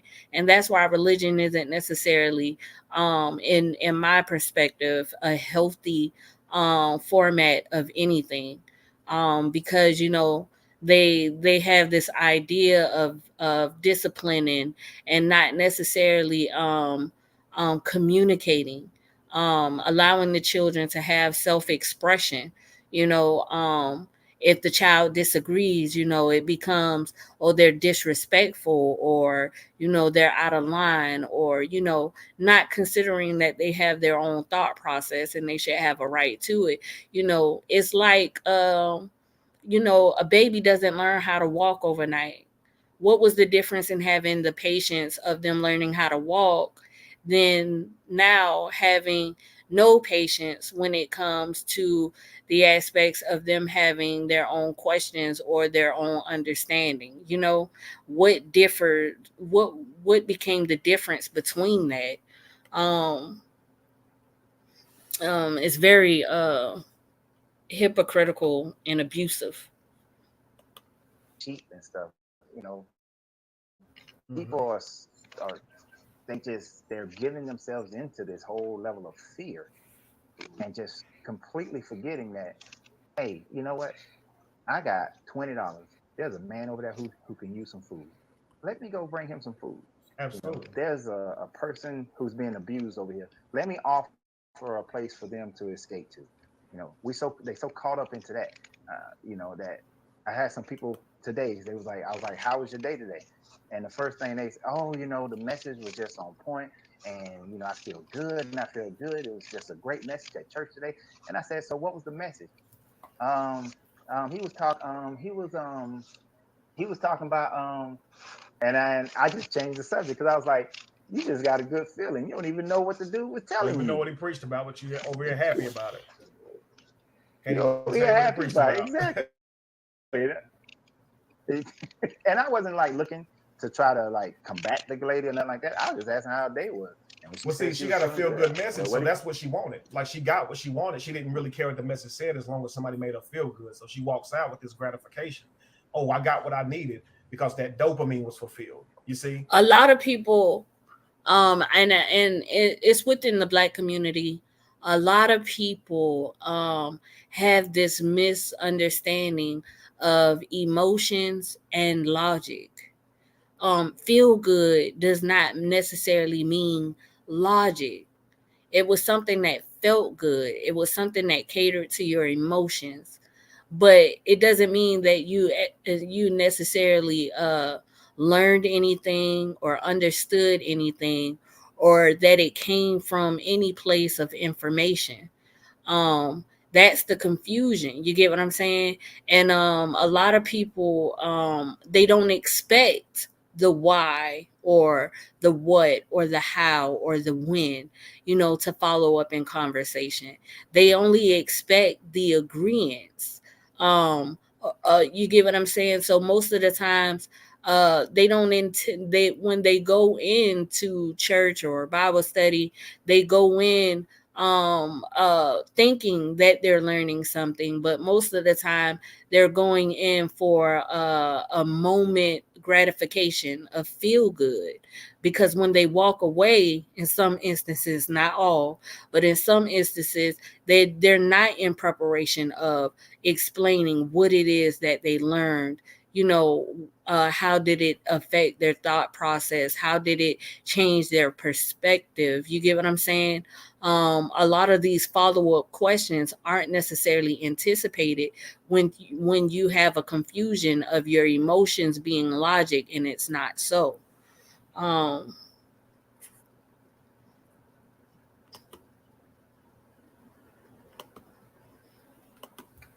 And it's only Yeah, because you believe in it that your brain even produces this dopamine. That's why you feel this sense of happiness, because he's told you something that made you feel better. He didn't change your situation, no nothing. You literally got a pep talk, right? And you're given the credit to an anointing. It's crazy because you can go anywhere and get a pep talk, and you wouldn't say he's anointed, right? But if it was if it's exactly. within the confines Yeah, of that walls, then he's anointed by God. exactly. And you know what? In that, I've been to like a Tony Robbins seminar, and I've seen the same thing at a Tony Robbins seminar. That dopamine drop in their mind because Mm-hmm.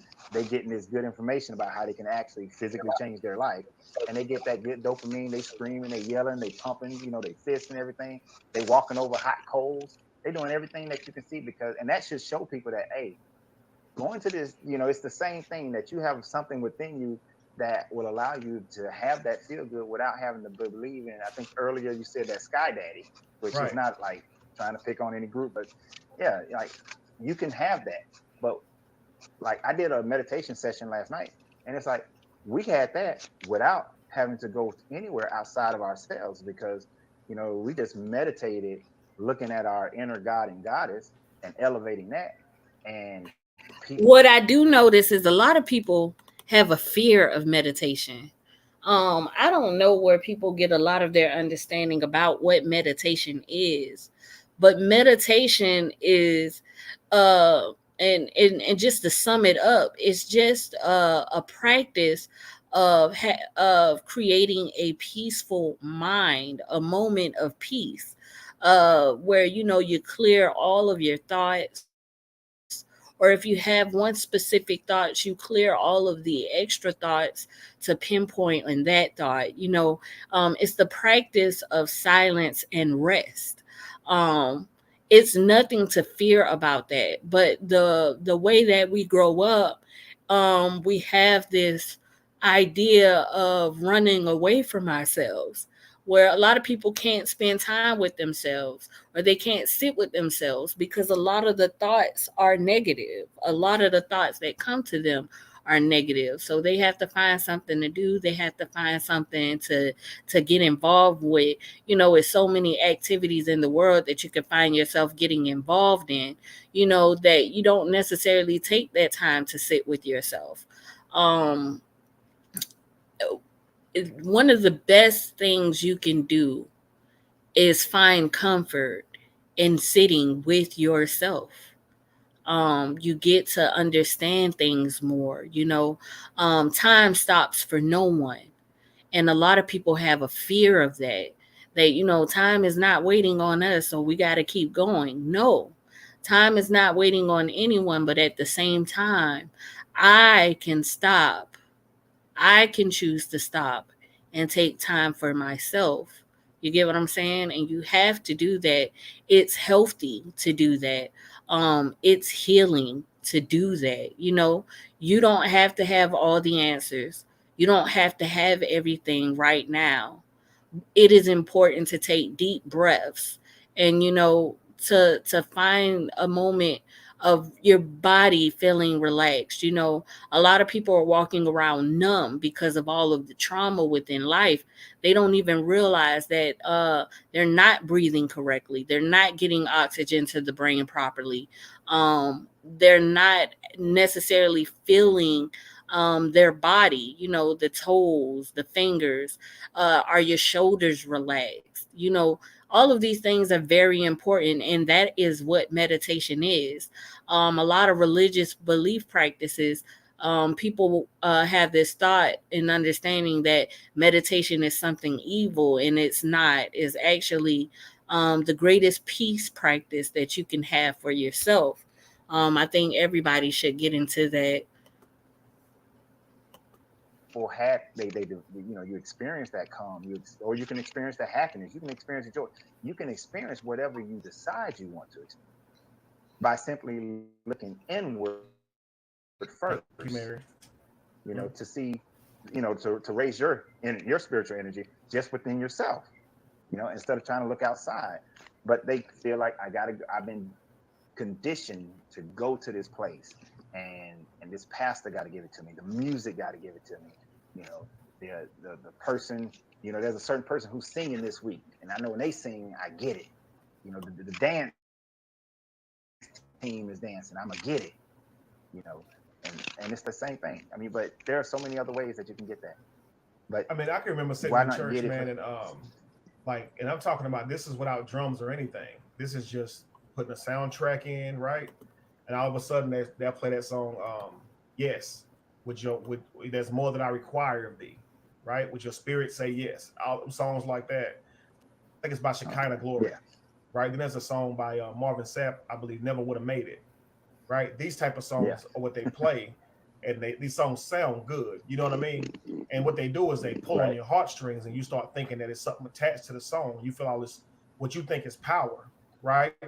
But it's really just right. you excited about the music. It sounds good, and they use music to coerce, right? And this is every Hmm. ritual does this, and we do this in nature. Like when you play a frequency, Yeah, your body will try to line up with that frequency. It's called rhythm. That's what happens.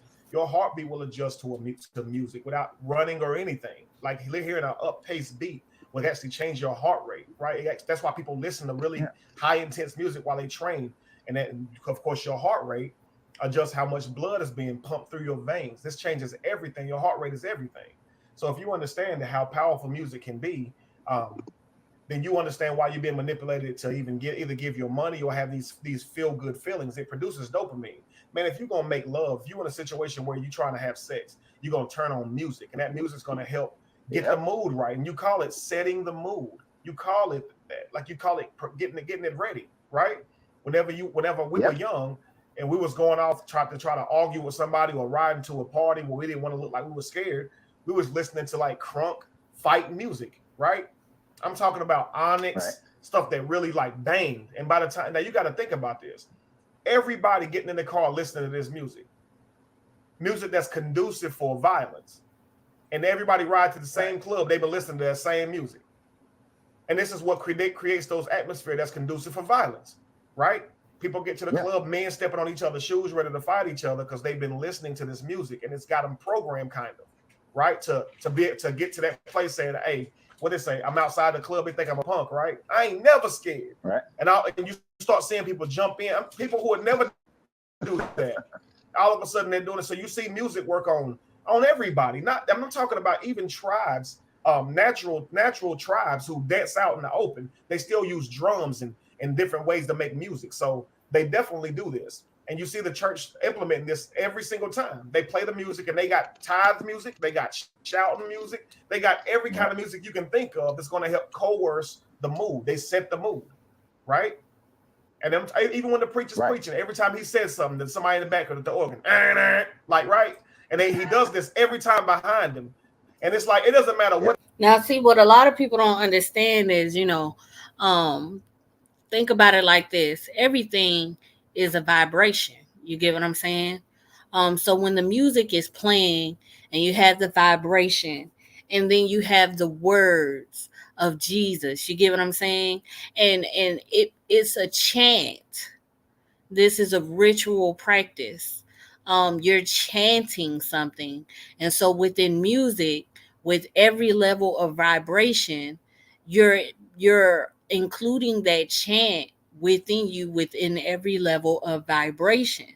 You get what I'm saying? It's kind of a what they will call it. I don't want to give it a bad I don't want to give it the wrong term, but it's is basically in the format of hypnosis or something. You're hypnotizing yourself. You're opening up through emotions. You get what I'm saying? The effects. Um, Without the understanding, you don't even realize what you're doing. You get what I'm saying? So when they talk about voodoo or witchcraft, when they do chants and things and stuff like that, it's basically the same thing. You get what I'm saying? Um, so you just want to be mindful of the understanding, and you can't necessarily separate these things. But it's basically chanting.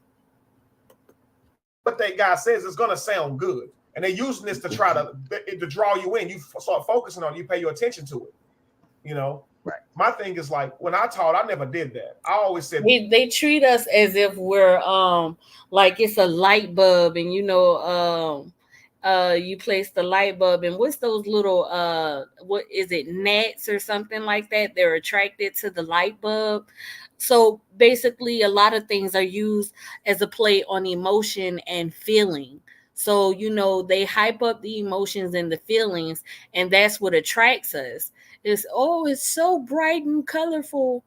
Oh, the music is so beautiful. Or the sound, it feels so great. All of these effects, you're not necessarily learning anything, you're just feeling good, or you're relating to the feeling that is being perceived through the chanting. man, I want people to be able to consciously hear what I'm saying so they can apply it. Because I felt like, what is faith if you're not going to go out and apply it? You need to understand how to apply it to your life. So instead of just saying out loud, plant a seed and grow a harvest, I want to sit down with you and talk to you. Why is it that when you plant a seed, you Lakeisha Queen, thank you for coming through, mama. I be so happy when you come through, Queen. I really do. You're an amazing soul. You've been here since day one too, Queen. I ain't slept on you, mama. I really appreciate you coming through. go a harvest? Now, none of it was real from a standpoint of of what I understand now.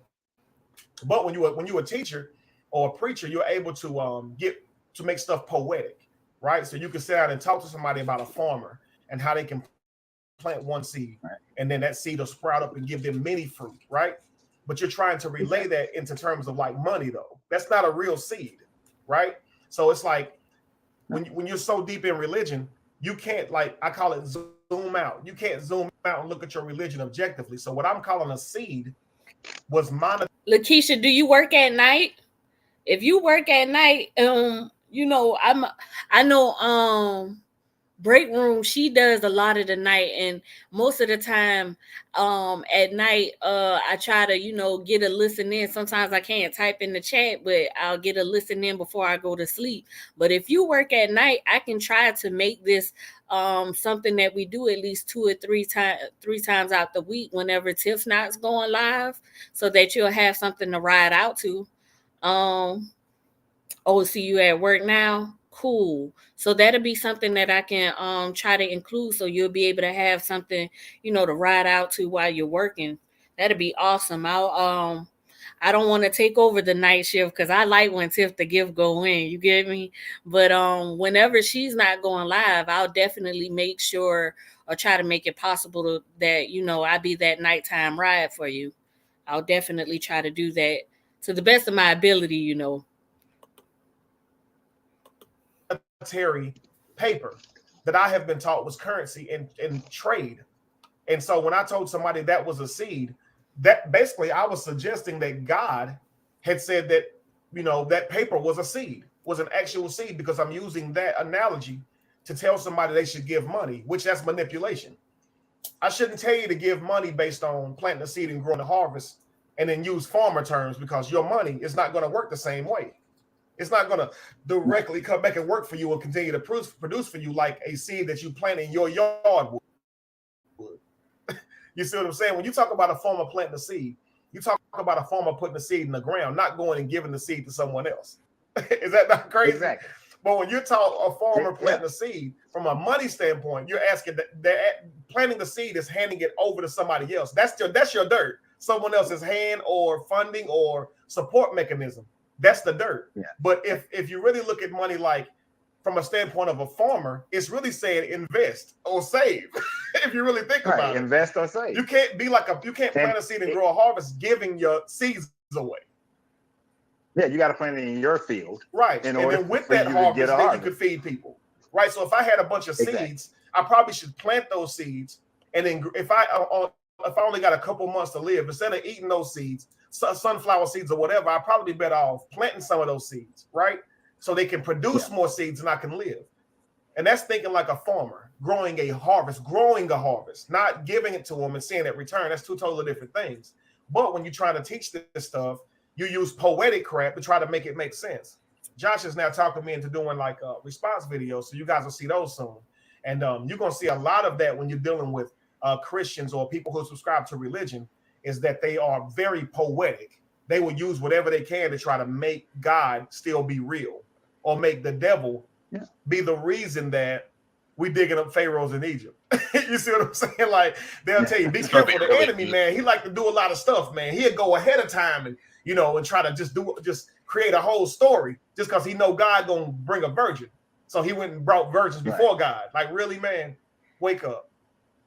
To give that type of power to the enemy or to an enemy outside of yourself that you never even saw is just ridiculous. And you're using excuses to not accept the facts, right? Using constant excuses Right. to not accept the facts. Why? Why not just look at it objectively and say the Bible more than likely came from Zodiac or plagiarism from Zodiac? Yep. Josh, you had a Last Supper picture up there, right? I don't know if you still have that. I do. Okay. I just admitted myself. You want me to put it up? Yeah, put it up for a second. So we're just going to objectively look at this now. Of course, you'd have to understand a lot of the Zodiac to be able to see this. But I'm just going to go through just a little bit about the. Y'all, I'm learning my zodiacs, okay? Kevin Wesley teaches zodiacs, right? And he just recently did 2 video discussions of astrology within the Bible, right? And so I just bought my book of astrology. Also I have some insight, to help me understand the basics, getting to know my chart so that I can, be informative about astrology and horoscopes and things in that sort, right? So I'm gonna go and replay those videos and study my book and have a better learning so that I can go on with the teachings of what Kevin has been teaching y'all. Um I tell it is the best experience, especially when you have the some format of source and information, to go along with this information so that you can have clarity on what Kevin is teaching. Um, Also, that reminds me, speaking of Tiff the Gift, she did an interview with Open Book, you guys, about her book. Open Book has a book. I love that statement, you guys. But um, if you have not checked that out, please check it out. I placed it on my wall. I watched the video. I hit the replay because I had to. Yesterday was crunch time to turn in my homework for the ending of last week. So I had to concentrate. I missed it, but I caught the replay, and it's very amazing, you guys. Her book is on Amazon. I'm pretty sure she has more information on purchasing the book. But not only that, I'll go back and place that on my wall as well if you guys want to purchase her book. Shout out to the Queen. Shout out to everyone who's making positive attributes to their life, walking in their journey, fulfilling their purpose, doing the things that that seek um you know that is driven within them to do. I think that it was awesome for her to have a book that shares her testimony. And she has a grand testimony too. So everybody, please take a look into that. If you guys aren't familiar with who Open Book is, I'll also post her channel on my wall. Everybody go like and subscribe. She's a beautiful woman. She is a woman of wisdom, and she's so peaceful. And I love her laugh. Turn up to her laugh, okay? When she laughs, I laugh. It is the cutest laugh ever.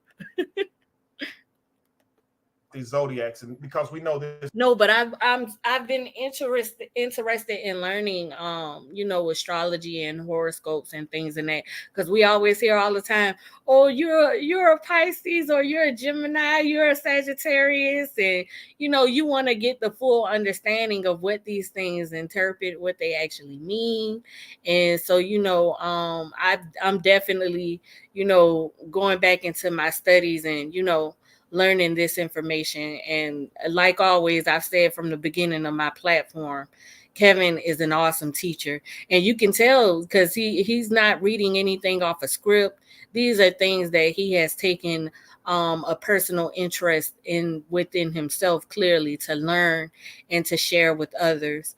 And he identifies, you know, finding the information for yourself and not just going off of belief. So, that's one of the greatest wisdoms that a teacher could ever give.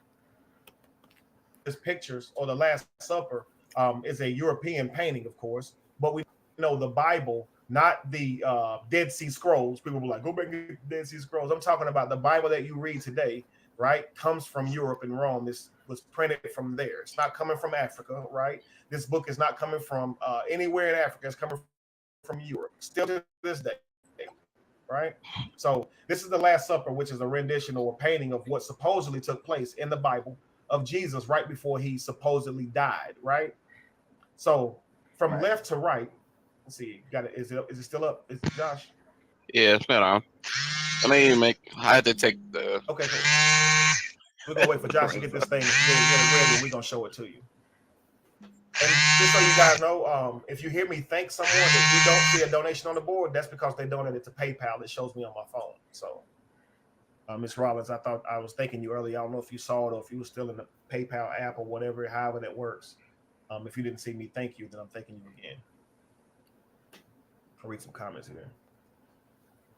He said, McLaughlin said he had holy water for $19, y'all. Made it bigger. It's It's should be a better size for people to see. All right, man. McLaughlin, if you get enough money, man, we going to feeding people now. All right, so let's look at the zodiac or look at the Last Supper that I'm going to show you here.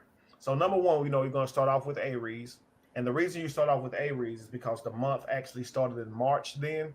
So just to make that clear, the month started in March, January, February, March, the third month, because that was the spring. Um, in spring, your fruit and everything grows back, right? So this is why it was called spring forward, or the beginning of the new year, because things were made new again. So March starting off, so we're starting off with Aries. So when you look at Aries on the far left, notice how his hands are braced on the table. He's standing up, looking strong, stout, as in he's in authority. And number one, he's the head of the table. And you see how he's standing, kind of with his chest out, a bowed over the table. Okay, now right after Aries is Taurus. We talked about this a while ago when it was Gemini, Aries, Taurus, right? So now you got Taurus, and notice how Taurus has the hands on the shoulders of the man next to him. Taurus on the zodiac chart represents throat and shoulders. So he has his hands placed on his shoulders, right? Now, if you ever seen the Taurus symbol, he actually is making that symbol as well, but you'd have to have that superimposed it. But the next sign is Gemini. We talked about earlier, Gemini representing the twins, the hands, and he has both of his hands out right in front of him, showing the polar opposites, the twins, right? If everybody's seeing that. Gemini. Make it bigger so I can look at it, so I can see it close. I can see the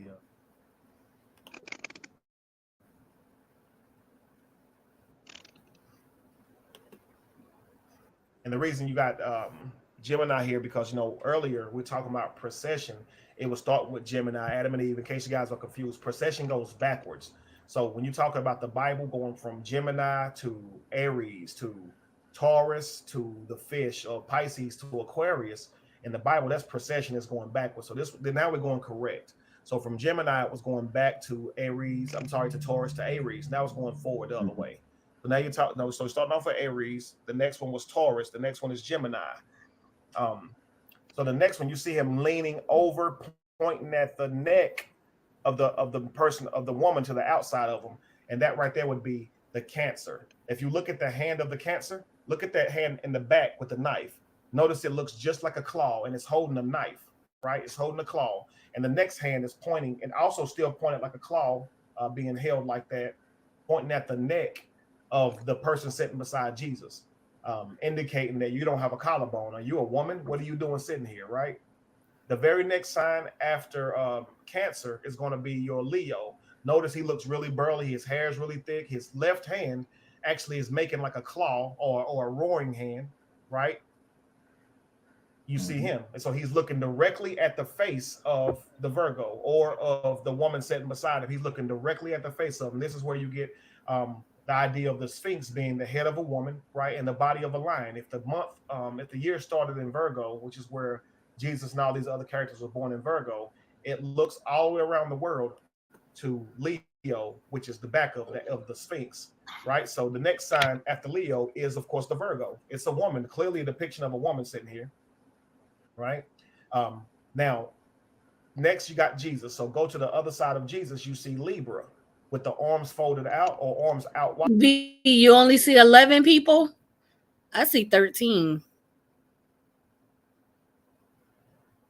I see, let's see, we got 1, 2, 3, 4, 5, 6, 7, 8, 9, 10, 11, 12, and then you have 13.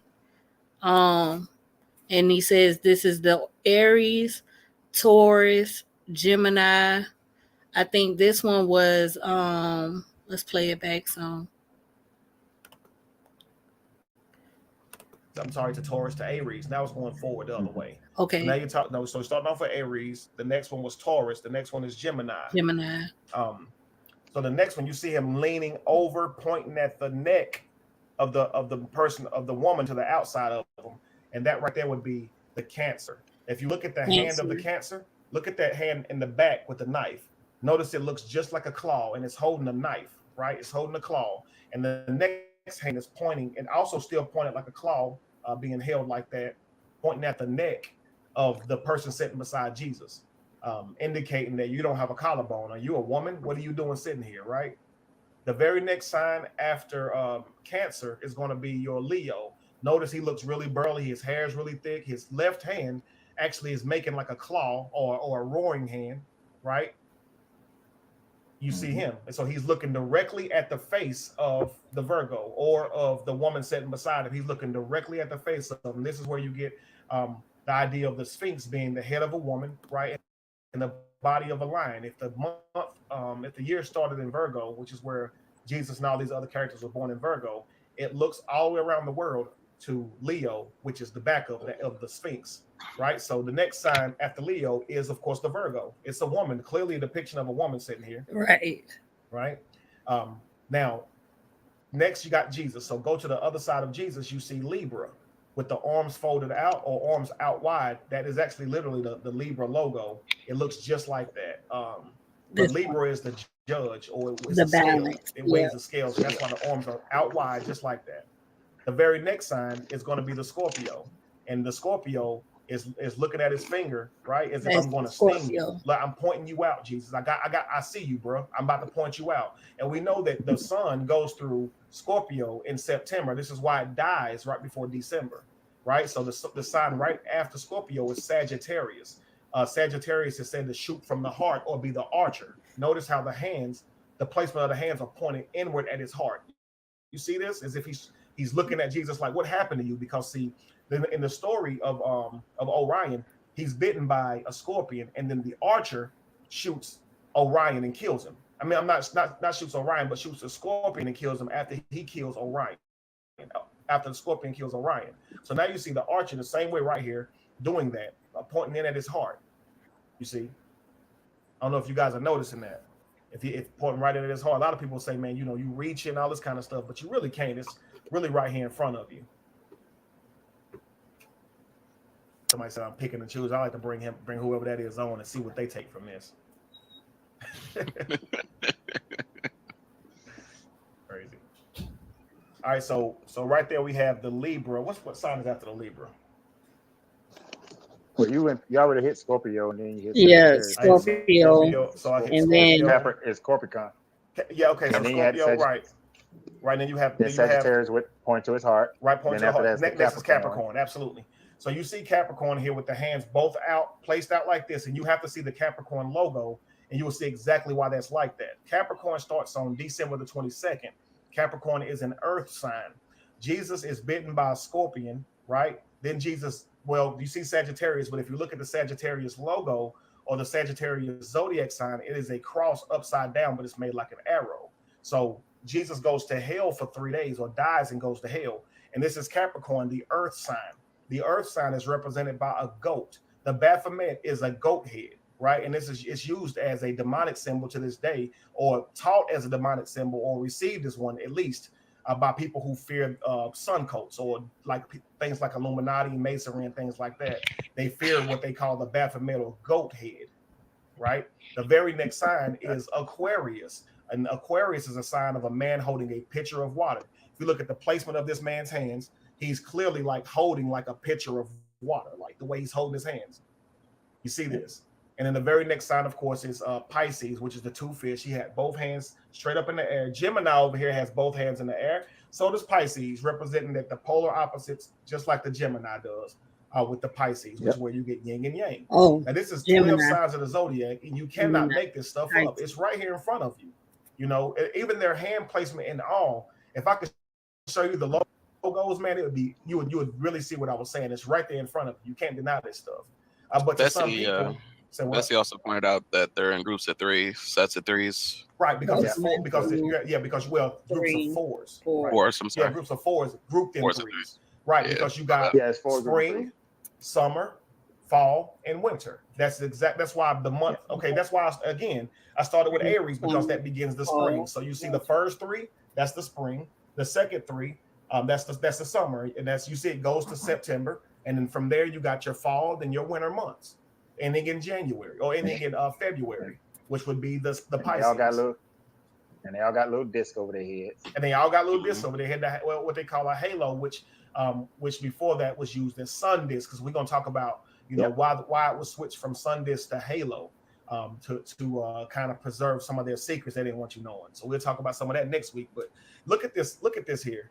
And so when you're looking at things objectively like this, just talk about those children earlier who were taught to believe things one way is God is Jesus, you going to hell, all this kind of stuff. They were never taught to understand zodiac and how it relates to religion today. So how can they make an objective decision on what they're going to subscribe to when all they're taught is one thing?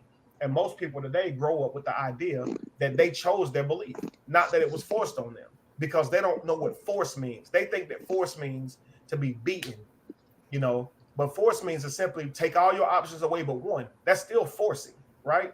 If Right, you're having the idea of, or you're, or not having an idea of any other options.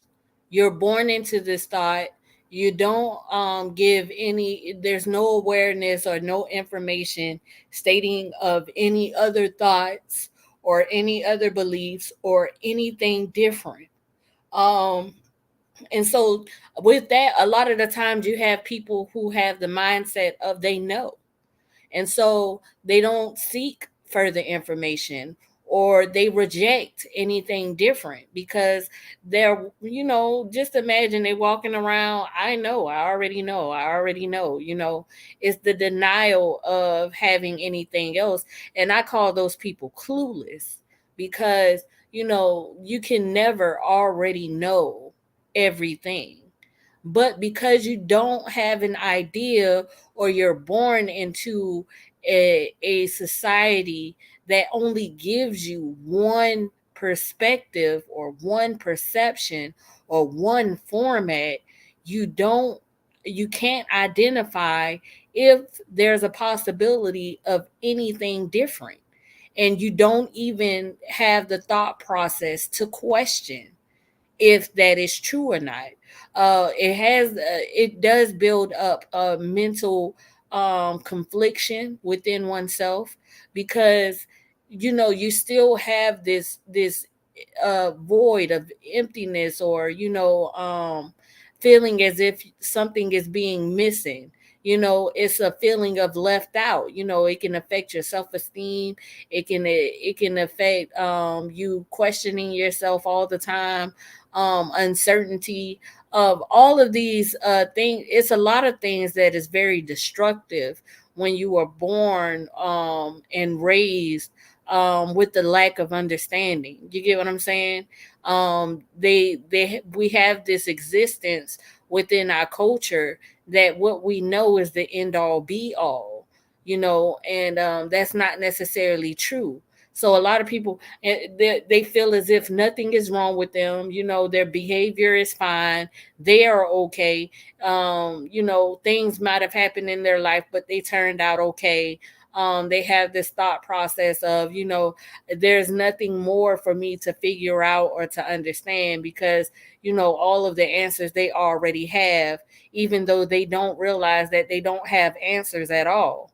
um all of this is it's a mental prison, and they're not aware of being in this prison, because this format of prison, it doesn't have the bars in front of you. You're not locked into one space. You don't have any chains on your physical chains on your hands or your feet, but you have chains on your mental thought process, your critical thinking skills, analyzing. In order to analyze or evaluate, you have to have more than one perspective, more than one form of information. You're not necessarily given that. It's a mental injustice. It's quite traumatizing, and it's not healthy to the mental development. A lot of people within our culture, we cannot evolve as a people because we don't have this understanding. The hindrance of evolving happens where people are led to be intimidated, or shunned away, or hushed, or bashed, or shamed for having an opposing thought. All of these things happen within this community. And so we're on this endless cycle of toxicity, trauma, and the cycle is on the path of destruction, with this one thought process. It has not been fair to the people. It has, in a lot of the people who take on these mindsets, it's not fair to them as well. You take on these mental illnesses, and it builds up genetic information. You carry that on to your seeds. You raise them with that mental illness. They grow up gaining mental illness because of it, and then the information becomes genetic within them as well. And the the legacy continues. And basically, the statement of breaking every chain is to question, which what chains, where are the chains, um um how do I know that they are chains? Am I asking the right questions? Am Is there a possibility of different information, other than what I've been raised to understand? A lot of these things, a lot of questions are the first steps to freeing yourself from chains. Questions. There's no such thing as a stupid question. Remember, everybody learns that in school, right? The teacher says there's no such thing as a stupid question. But a lot of people don't ask questions, especially not the questions that are necessary, because we've been taught to only ask certain questions within a perspective, and not necessarily the critical questions that can kind of test that understanding, or that can kind of bring enlightenment to having a different understanding. Am I making sense? If I want you to eat something and I take all the food away about but that one food, I'm sure you're gonna eat it before you starve to death. I have then forced you to eat that food. I didn't have to like force it down your throat. All I had to do was take away all your other options. Mhm. And this is what happened with us as children. You don't even know about any other food. You simply told this is your food and this is what we eat. So you learn to develop a taste for it, right? You learn to once you Yes, that's another good one that they just brung up. How many, and I relate this to the black community because I am black. It has nothing to do with racism whatsoever. But how many of us can identify that we don't eat raw fish? We don't eat sushi, you know? And that's because it hasn't been an option within our tradition or our practice, right? Now don't get it twisted. I don't eat raw fish at all. But you have cultures who do. You get what I'm saying? You have cultures who has making these meals a part of their lifestyle, a part of their traditions. Does that make their life better or worse than mine? No. But the idea of more than one perspective or perception is to display that information. Why? So that I can gain an independent thought as to whether I can develop a liking to something. You know what I'm saying? Slavery is when you don't have that option. That's what slave enslavement is. You don't have an option. You are given what they expect of you to accept. You get what I'm saying? That's imprisonment. That is slavery, whether it be mental or physical. When you go to jail, you don't have, well, I've never been, you know, locked up or, whatever the case may be. But in jail, just envision you don't have an entree or buffet of things to choose from. What they give you as a meal is the meal. You get what I'm saying? You can choose to accept or deny, but they never give you an option for you to choose for yourself other than accepting or denying. Now, if you deny, what happens? You feel suffrage, you feel starvation, you feel left out. You get what I'm saying? You feel empty. But if you had the opportunity, which is not prison or slavery, to have different choices or to gain different ideas, then you won't feel imprisonment and nor would you feel, you know, empty or void. You'll be able to make your own decisions. You'll be able to make your own acceptance. And think about it, within our culture and within a lot of religion and with most of the thought process within our community, we don't have that. And this is why everyone needs to understand that is what spiritual imprisonment is. That is what spiritual trauma is. That is what mental imprisonment is. That is what mental slavery is.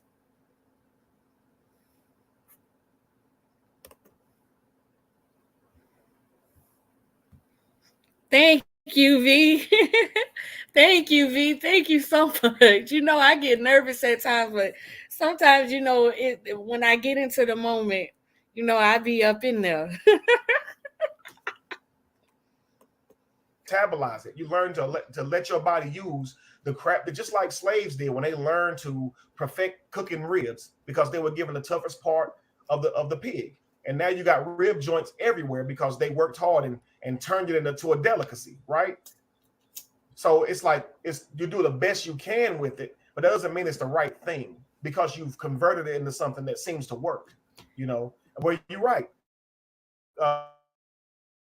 Starseed said because pastors tell you that the zodiac is evil. It's funny that they tell you the zodiac is evil, but it refers to Jesus as the bright and morning star or the day star. In fact, there are churches right now called the day star. That's funny. It's called the day star. Jesus is called the bright and morning star, but Lucifer's called the son of the morning. Isn't that funny? Bright and morning star, son of the morning. Lucifer means light bearer. All this stuff is right here in front of you. We've been taught that it was evil, you know. But I mean, honestly, the Bible speaks of zodiac several times. It always uses things like Mount of Olives or mercy seat, right? It'll use things like that to refer to the zodiac. And when you read the scripture within context, anytime it gives you that type of mountain or that type of place that you don't know where it is, it's simply talking about zodiac. In fact, God said this stuff to Job.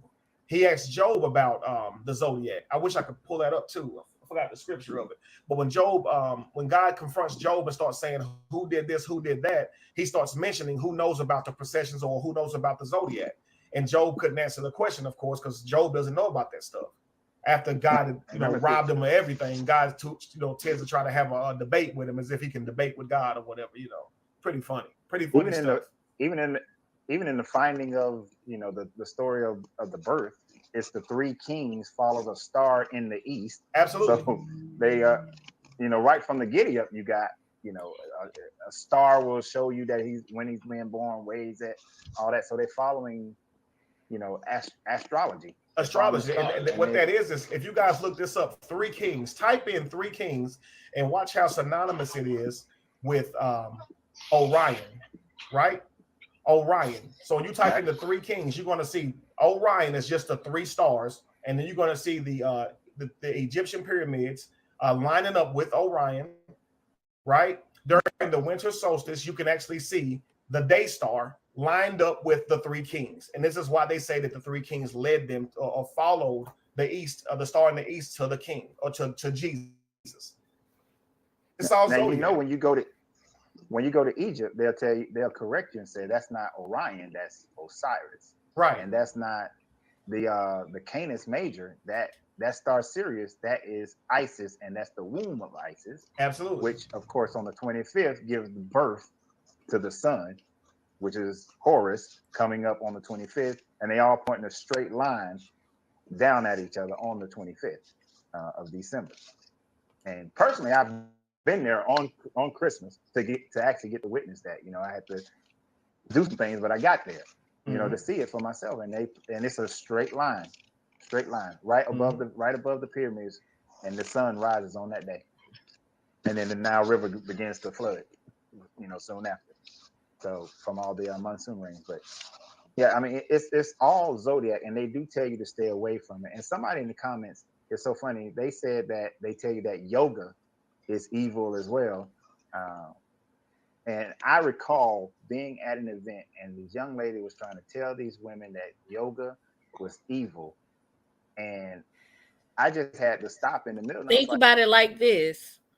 They tell in things that you can have to gain your own independent thought or experience. A lot of religious practices, they cause a hindrance by teaching you that it's evil. So what happens if you have a question or a curiosity? It brings about fear. You don't want to do anything to hinder going to heaven, in the Christian faith. You don't want to do anything that God wouldn't be pleased of. So, you were taught that yoga was evil. So you don't, even if you're curious to try it or to look into it, you won't, because you're scared. And I tell people all the time, ignorance is fear. You get what I'm saying? Ignorance is fear. Fear is ignorance. How can you know something to be worth being afraid of if you don't know what it is? The first answer to it is not an explanation of what it is.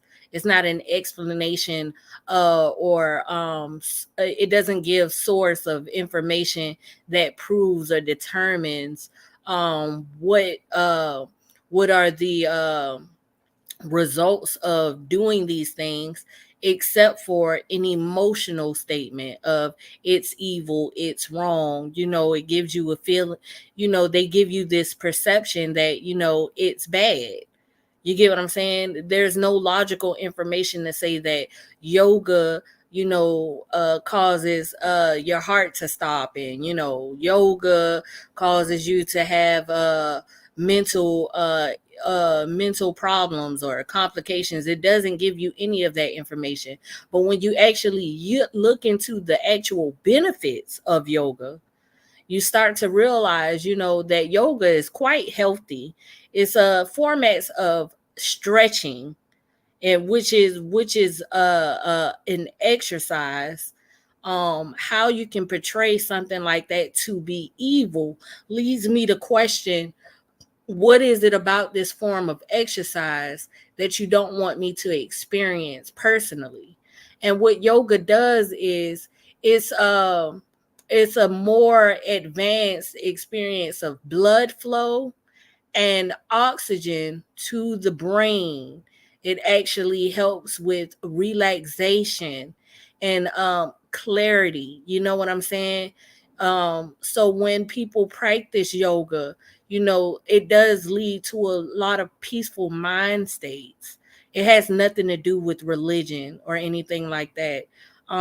But Christianity faith, you know, they cause a hindrance for people to experience this form of exercise, which lets me further determines that, you know, religion has a way to seek control of people and to hinder um um you know, experiences and gain personal understanding by just categorizing things that it's against as evil.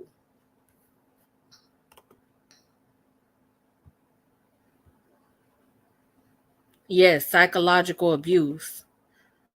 Donnie, peace to you, King. Thank you for coming through. V says if you meditate with a humming, it also decompresses your skull. Yes. Yes, it does. It does. It really does. A lot of these things have benefits, and not only that, but within the Muslim practice, you know, and they place the rug out where they go into prayer, and they do the humming, and also they it's a position that they do positions that they do within their prayer. You get what I'm saying? Which is also a form of yoga. You get what I'm saying? Um, no, yoga is not evil. Meditation is not evil. The opening of your pineal gland is not evil. Thank you for coming through, Donnie. Donnie is a part of the V Bennett channel, a great man of wisdom. I'm so happy to have you here. Whenever you come through, I feel great humbleness. I appreciate your presence, brother. Like yoga is not evil. Yoga is about the breath, about breathing, Mm-hmm. you know. And if you broke down in Genesis when it talks about Christians just like they just read and they just say, and God hovered above the waters. When you actually break that word down, it means actually the breath of God was kind of flapping over the water, Mm-hmm. in that Genesis story. So it was just all about breath, breathing the life. God breathed into the nostrils of Adam, and man became a living soul. That Absolutely. breath is what that word is saying, but they confuse all the time. So, I mean, yoga is no way evil. Zodiacs is no way it has no evil implications to it. How can a star be evil? The star is not saying that, hey, I'm going to burn you. I choose not to give you my light today because I don't like the way you treat me. It just does what it does. It's just crazy. It's nonsense. And people being able to read the stars, that's what people did in order for you to even have your book, is that Right. they read the stars. And as quiet as it is, when I study people who have attained power, people who've attained wealth, or people who've attained just joy and happiness in their lives, they don't put it out in Front Street, but many of them consult the stars, they consult the zodiacs, they consult all these things in how they do business. I know for a fact two of the richest families in the Atlanta area, that they consult with not the little fake astrology people, but serious level astrology. They consult with them on how they do business, you know, and they've been following, and their family's been following that for like 50, 60 years, that Mm-hmm. they've been following that, and it's been passed along to the kids, Mm-hmm. to follow that before they follow all this other crazy, before they just blindly follow, well, I'm just gonna pray and hope that everything work out, kind of mentality. So Absolutely. for the people who are thinking that that's evil, it's not evil at all. Anything that's showing you how to connect more with your divine God and goddess inside, there's no way that that's evil. You know, To me, it's like anything yeah, that's going to tell you that something is evil and not give you reasons why. is simply manipulating you. I don't know. It's kind of like you remember Exactly. on Lion King whenever they said the land that the light hits is our land, the land that the dark hits is hyena land. That's not Right. our territory.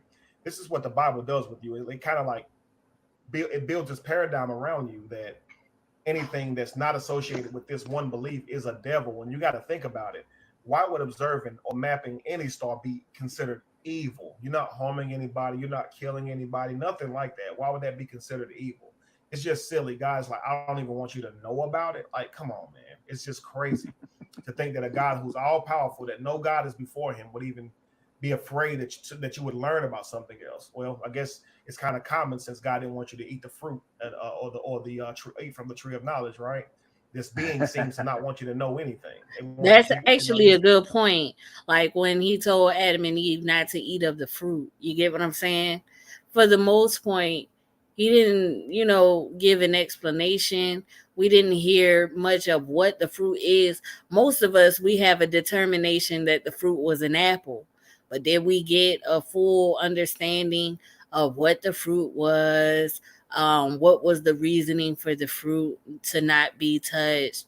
Or things in that sort. There's been this automatic assumption of, God was testing them. You get what I'm saying? And to me, it's not informative whatsoever. You get what I'm saying? But when you leave out information and you have you give a way of people having fear to question the information, that's a form of trauma. To be scared to ask a question or to seek an answer for a question, you get what I'm saying, of something that was not informed. You're not giving an answer to anything. You're just saying, do what I tell you to do. I always tell people all the time, if God didn't want us to use our brains, then what was the point in giving us one? it's crazy, but it's like, why even allow Yeah. access to be wise and to have knowledge if you're only going to criticize me for it? And that's where you get like, and people say we were given a choice, but how is that a choice? It's like if I offer my child a piece of red candy, a piece of green candy, me not caring what choice they made will be, whatever choice of candy they choose, they just walk away with it, and it's fine. Having a punishment Right. associated with something that you don't say is a choice is unfair, right? If it's free will, why are you punishing me? If I have the authority and the right to either worship you or not, why do I go to hell? So that's not a choice. You're forced. It's not a free will. There's no free will if you're Right. judged for it, if you get punished for it. you know. I Me think we too, say this V. stuff because we're repeating or regurgitating it without actually thinking about what does it mean. What's the saying, V? I ate the fruit and it was good. I ate the fruit and it was good. What does free will literally mean? It means to not have consequence, right? To have free Right. will means you can make whatever decision you want to make without consequence. It's free reigns, right? No holds barred. Which one do you want? It's free will. You don't have to worry about being harmed for the choice you make or being wrong in the choice you make. It's crazy, but it's one of those things where a word as simple as that it gets misunderstood into meaning something like we have a choice to love him or not, but forget about the rest, the punishment that comes along with it. That's the free will right there. You don't have to worship him. Well, if I don't have to, then why am I being punished? They don't want to go there. I found that scripture. It's Job 38 and 32. He says, God says to Job, can you bring forth the constellations in their seasons or lead out the bear with its Mm-hmm. cubs? It's like God's asking him all these trivial questions that I know Job is like, I don't know how to answer that question, man. Like, you stole all my stuff. Like, I ain't did nothing. I've been faithful you the whole Right. time, and you yelling at me like what I do, you know? Exactly. You made a bet and wrecked my life, and Right. now I'm supposed to just take it. Yeah. Mila said something right here, Key. She said having faith means you lack knowledge, and what she's saying is right. The reason that you have faith, that's your gap closer, right? When you get to all the way to the end of your knowledge of God, and then to accepting the God that you believe in as fact, it takes a leap of faith, right? Is that what they call it, a leap of faith? Because because you can't close the Yep. gap. So you literally go run as fast as you can and jump to Christianity or whatever religion you subscribe to, and you're doing it because you can't prove it. And that's what I try to say. Faith, honestly, is just the absence of proof. Now, Joshua also stated here, it says, faith is belief in the unconfirmed. You've never seen Jesus, yet you have faith in him. You have zero knowledge of him outside of literature. And I think Kevin was going to say Proof. something. You cannot prove it, therefore, you have faith. But my question is, why get angry because no one believes something that you have faith in? You've came to that conclusion. Right. You subscribe to the belief that it was true. And you know it's because of faith. So why are you upset because we don't simply believe like you? That's the Exactly. question And that that Christians kind of can't get out. and they can't get around it. And it gets to that point where they try to prove to you that their faith is Now, this person wrote, this whole live is why I question religion. If God isn't the author of confusion, then why is the earth so divided with these different beliefs when most of us believe in a creator in the first place? Now, see, this is the very interesting statement. The author of confusion. Think about it. The Bible has so many instances of confusion. Okay, you have so many perspectives, so many debates and discussions, indifferences of opinions. You have belief versus logic or facts. You have so many things that cause division within it. If people can come to the understanding that that right there should be the highest question mark of why they believe in this in the first place. You get what I'm saying? If he is not the author of confusion, then why is it that his entire point of existence has confusion? Uh, doesn't that, am I making sense with that point? You get what I'm saying? Like, if you're not the author of confusion, then why the conversation of you has confusion? Why is there division because of it? Why is, when you have that, it's simply put, it's no way that this God isn't the author of confusion. It's a manipulation to even make that statement and to have confusion actually existing within the very topic. justified based on books and writings and the opinions of people who are 2,000 years old, dead, or who had political agendas that they had to get And passed, most or people who will say it's because you don't believe. Well, here's the thing. Even though we like to make belief as seem so simple and easy, it's actually easier to know something than it is to believe something. Because even in the toughest times, belief doesn't necessarily withstand the storm. Why? Because in those moments, you still question something. But when you look for logic, when you look for information, when you seek knowledge, or you try to find some form of proof for understanding, you actually gain more peace than belief can ever give you. Now that is less confusion. And it's so unfortunate. Well, it's fortunate for me, but it's unfortunate to others that the true discovery of that peace leads you to determine that these religious practices and the gods of these religious practices aren't real. They're just used to manipulate, confuse, abuse, and control a large group of people, where they don't have to use a whip on you anymore. They don't even have to oversee you anymore. because you're going to have a belief in this and you're going to abuse your children with it. They're going to abuse their children with it, and you're going to call it tradition, and you're going to call it belief. You just simply, hey, my name is Tactus, and I know they say that Roland, your thank you teeth is for broke. coming through, King. Blessings to you, bro. Roland says, seek the great three: truth, facts, and logic. I'm telling you, I'm telling you, it's the most peaceful thing you can do.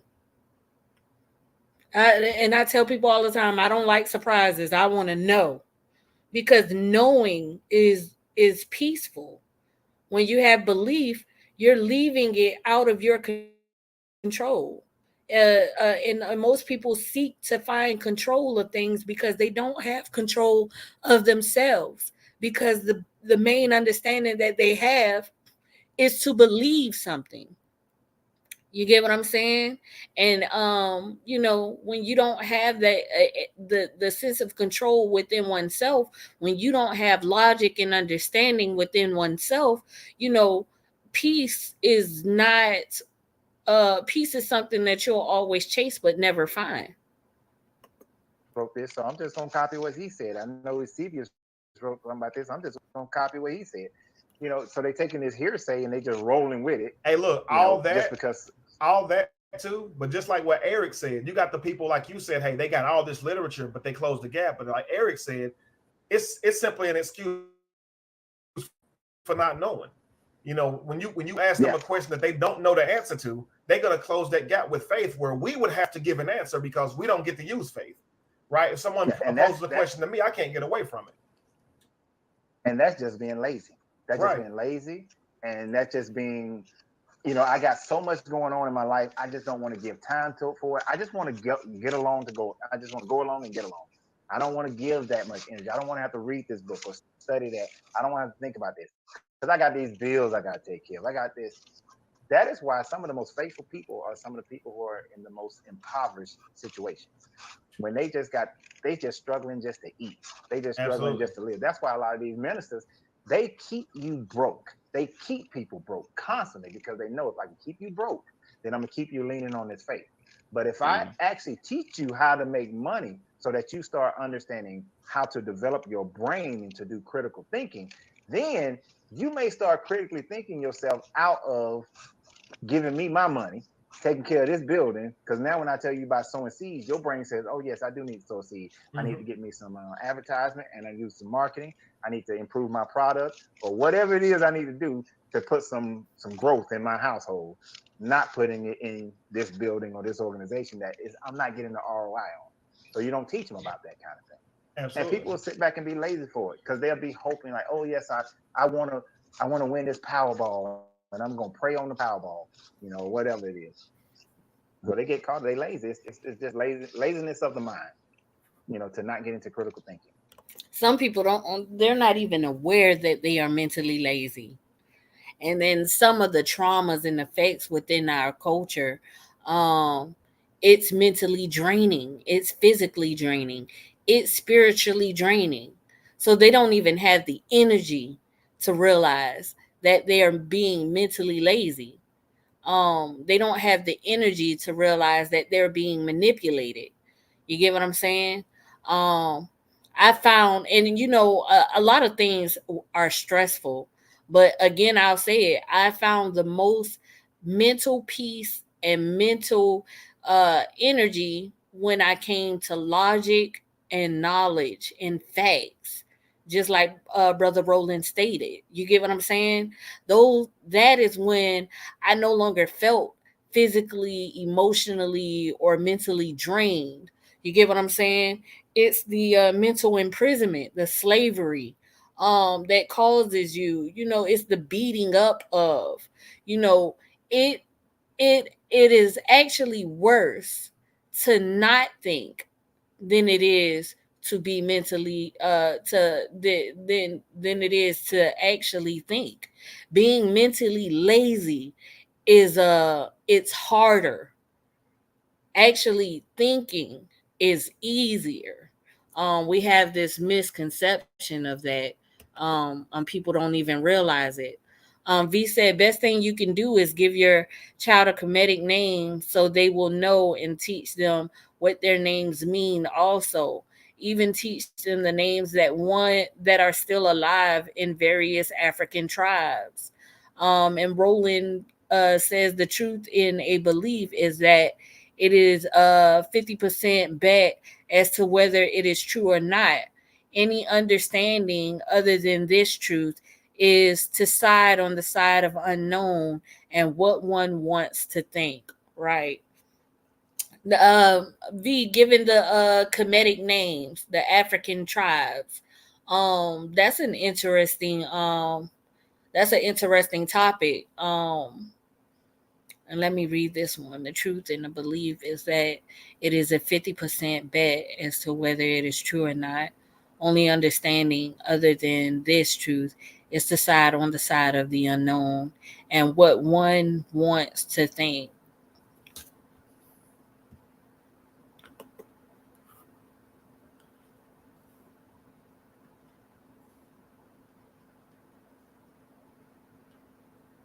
Most definitely.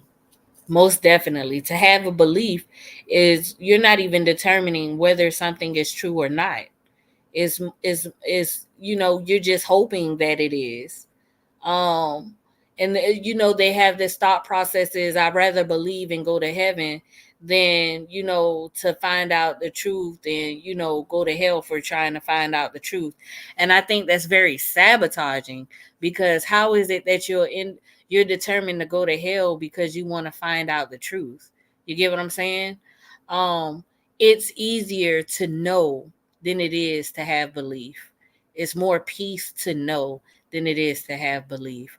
The hardest part that I think that anybody can ever go through within that is getting over the hardship and the fear of trying to know. Getting over that. Once you get over that hump, that fear, that push against, once you get over that anger or the frustration or of even having to seek these answers or having questions or the doubt of it all, once you get past that mountain, it's so much freedom in knowing. And trust me, there is something to know that a lot of people don't know.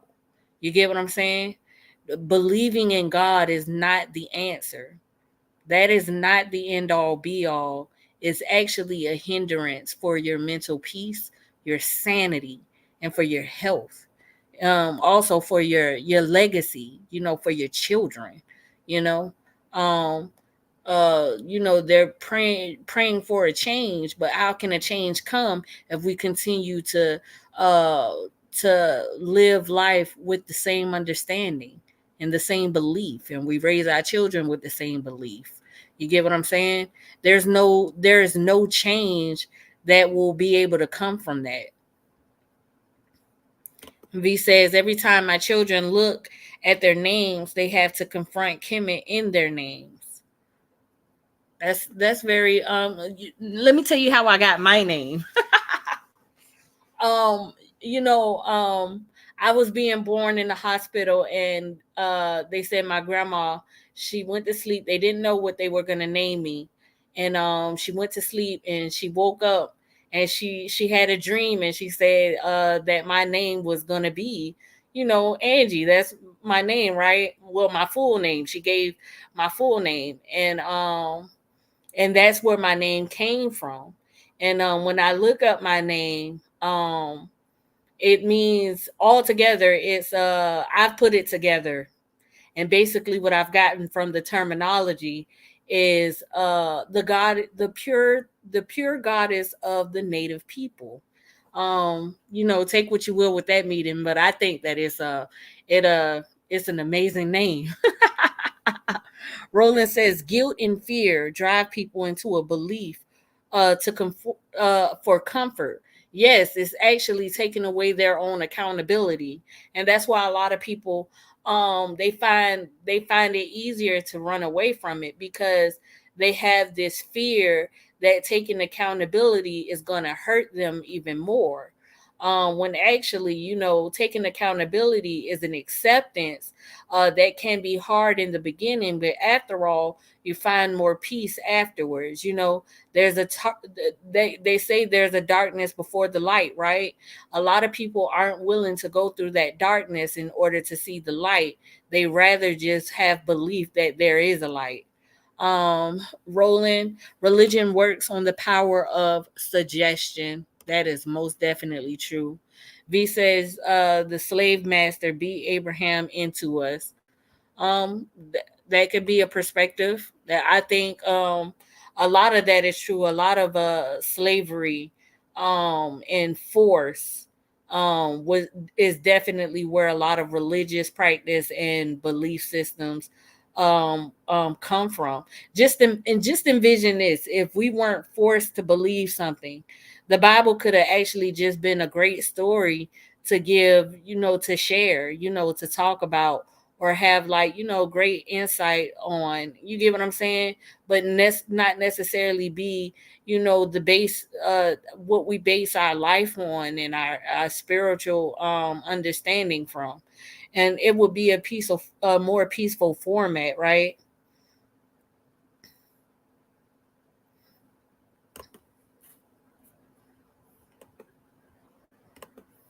Absolutely. And that's I've experienced where and that's like they won't even explain things in the Bible to you unless you give your soul away. It's like if you let me if let like me say this right here because again, see, I think a lot of times Christians don't even really understand what faith is. I want to read this right here. It says, Kevin, this is by Thomas Lundy. He says, Kevin, can you prove that your ancestors existed, whom you have never seen, thousands of years ago? No, you have faith that they did, based on certain knowledge and common sense. Now, see, that's insane that somebody would even say that, because the proof of your ancestors, I don't think people fully understand what an ancestor mean, because most people with the Christian faith, they look at ancestors as something that is evil, when truthfully, an ancestor is basically your genetic history, your family background, your grandparents of grandparents. You get what I'm saying? The insanity, it's like, what did you just say? You can't even believe some of the things that they think of, that they feel make so much sense. When I speak of my ancestors, your ancestors are your family members that have passed from this existence, your great grandparents, your great great grandparents. You get what I'm saying? So to say that they don't exist, or something that you don't know, and it's like, well, actually I do know because I'm proof of it myself. Well, I mean, what more proof can someone get from that, right? Roland says, sorry here, guys, but the thing that bends me over in total laughter is when these religious groups slap the heads of the parishioners, and now you're fixed. Oh boy, most definitely. Um, V says the Bible is violent, and we call it as we see it. Most definitely. It's just, it kind of makes me wonder, do they even have a thought process of thinking if that even makes sense? Sometimes you have to look up terms so you can understand what it is. An ancestor is not an evil thing. My great grandparents that have passed, these are now my ancestors. Are they bad people? No. When they were here, they weren't bad to me. They were my great grandparents. So now they're going into another realm of existence. They are yet and still the proof of, existence here. Because I am the result. You get what I'm saying? My children are the results of that. you know, um, I don't know. Some people aren't necessarily thinking at all, and that is mental slavery. In no way, shape, or form does that apply to you believing in a character who existed or who supposedly existed and did magic tricks. me existing on this planet is proof that I've had ancestors alone. Now that's using common sense and Exactly. pattern. Nobody, I have a belly button. Everybody was born. We all came to this planet through a yoni or through a vagina by a woman. We all on this planet now, born, right? Okay, so that's not faith saying that I have ancestors or people who came before me, right? That's not faith. You know, faith would be saying that I have an ancestor who did magic tricks 2,000 years ago. That would be that would be faith, because I don't You know can this. walk I on don't know water. the person that I'm saying that I'm connected to. Neither can I prove that I'm connected to this person, nor can I prove that this person did what I said his person did. That's the equivalent to faith, because you make an outrageous claim. You believe that a character existed by a certain name and did a certain number of things based on literature in a book. I believe I have ancestors. You do understand how those are not the same thing. Please No, understand. I don't think. No. I got me on my mic. I'm trying my best not to laugh, because it's crazy, because Christians will draw this conclusion and think that this is I faith mean, when it's not. You know, me and having ancestors. and look into the comments. This is the person, and they says, so your faith in whom you have not seen is based on your knowledge.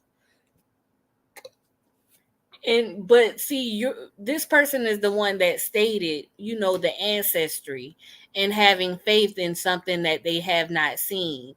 Well, in all technicality, you have seen your ancestors, proof of your ancestors, because you see yourself. That is proof of a genetic information. That is proof of ancestry. What now with Jesus? Who is the genetic line of Jesus? Because as far as we knew, Jesus didn't have children.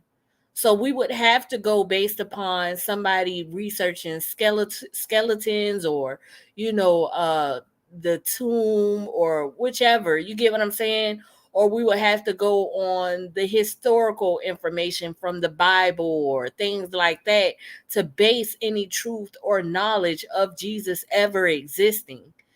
But it's easier to determine that my ancestors are real because I am a result of my ancestors' existence. You don't have to do much research on that. Um, but Jesus doesn't have necessarily a legacy that he left behind from his own. He didn't have children according to biblical information, unless they have information out there that stated he had children and they had children too. Then we can find the genetic results of those people existing, and then they can determine whether Jesus was actual of existence, right? But we don't have that. So we have a world filled with people trying to determine whether this person was real or not, and we have to use every source of information other than a legacy of people.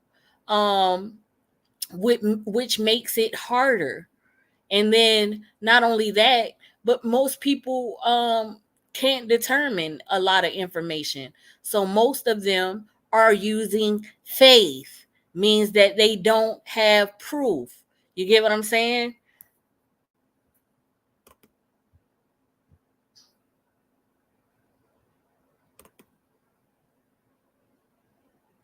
Most definitely, V, you own it. You are definitely on it.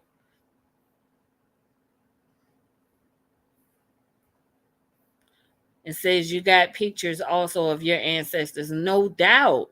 Exactly. Not only that, but I have pictures of being with my ancestors. My great grandmother held my babies before her passing. I have proof of my ancestors. You get what I'm saying? So, when you have that information, it's kind of contradicting for someone to say, oh, you have belief in your ancestors. No, I have proof. I am proof. To say that we have that same proof for Jesus is wrong. Nobody has that proof for Jesus. Um, Archaeological evidence of Jesus does not exist. There is no definitive physical or archaeological evidence of the existence of Jesus. Boom. So now with that information, we have two sources knocked out of the way completely of the existence of Jesus actually happening. So what does that lead a lot of people to do?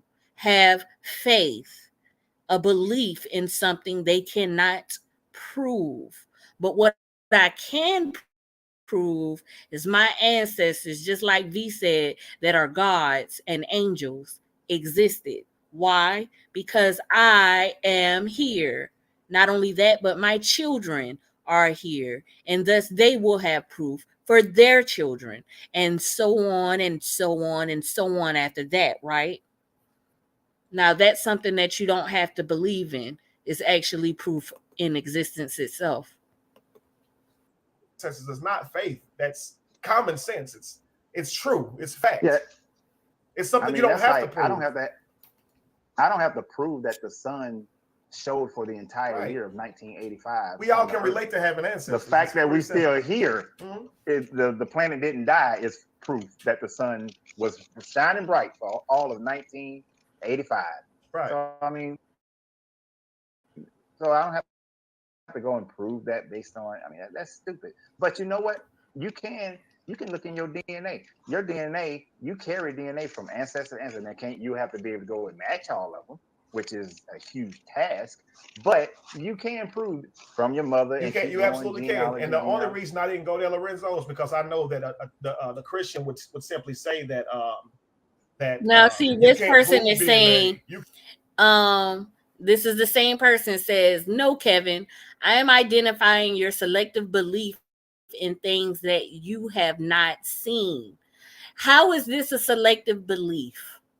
Nothing about this is selective. I didn't have to see my great grandparents' parents to understand that they existed, because it was them that created my great grandparents, that created my grandparents, that created my parents, that created me. How is that? How is any of that selective? Do the intellect of an enslaved mind or a cult like mindset is inconsistent, irrational, um, and ignorant.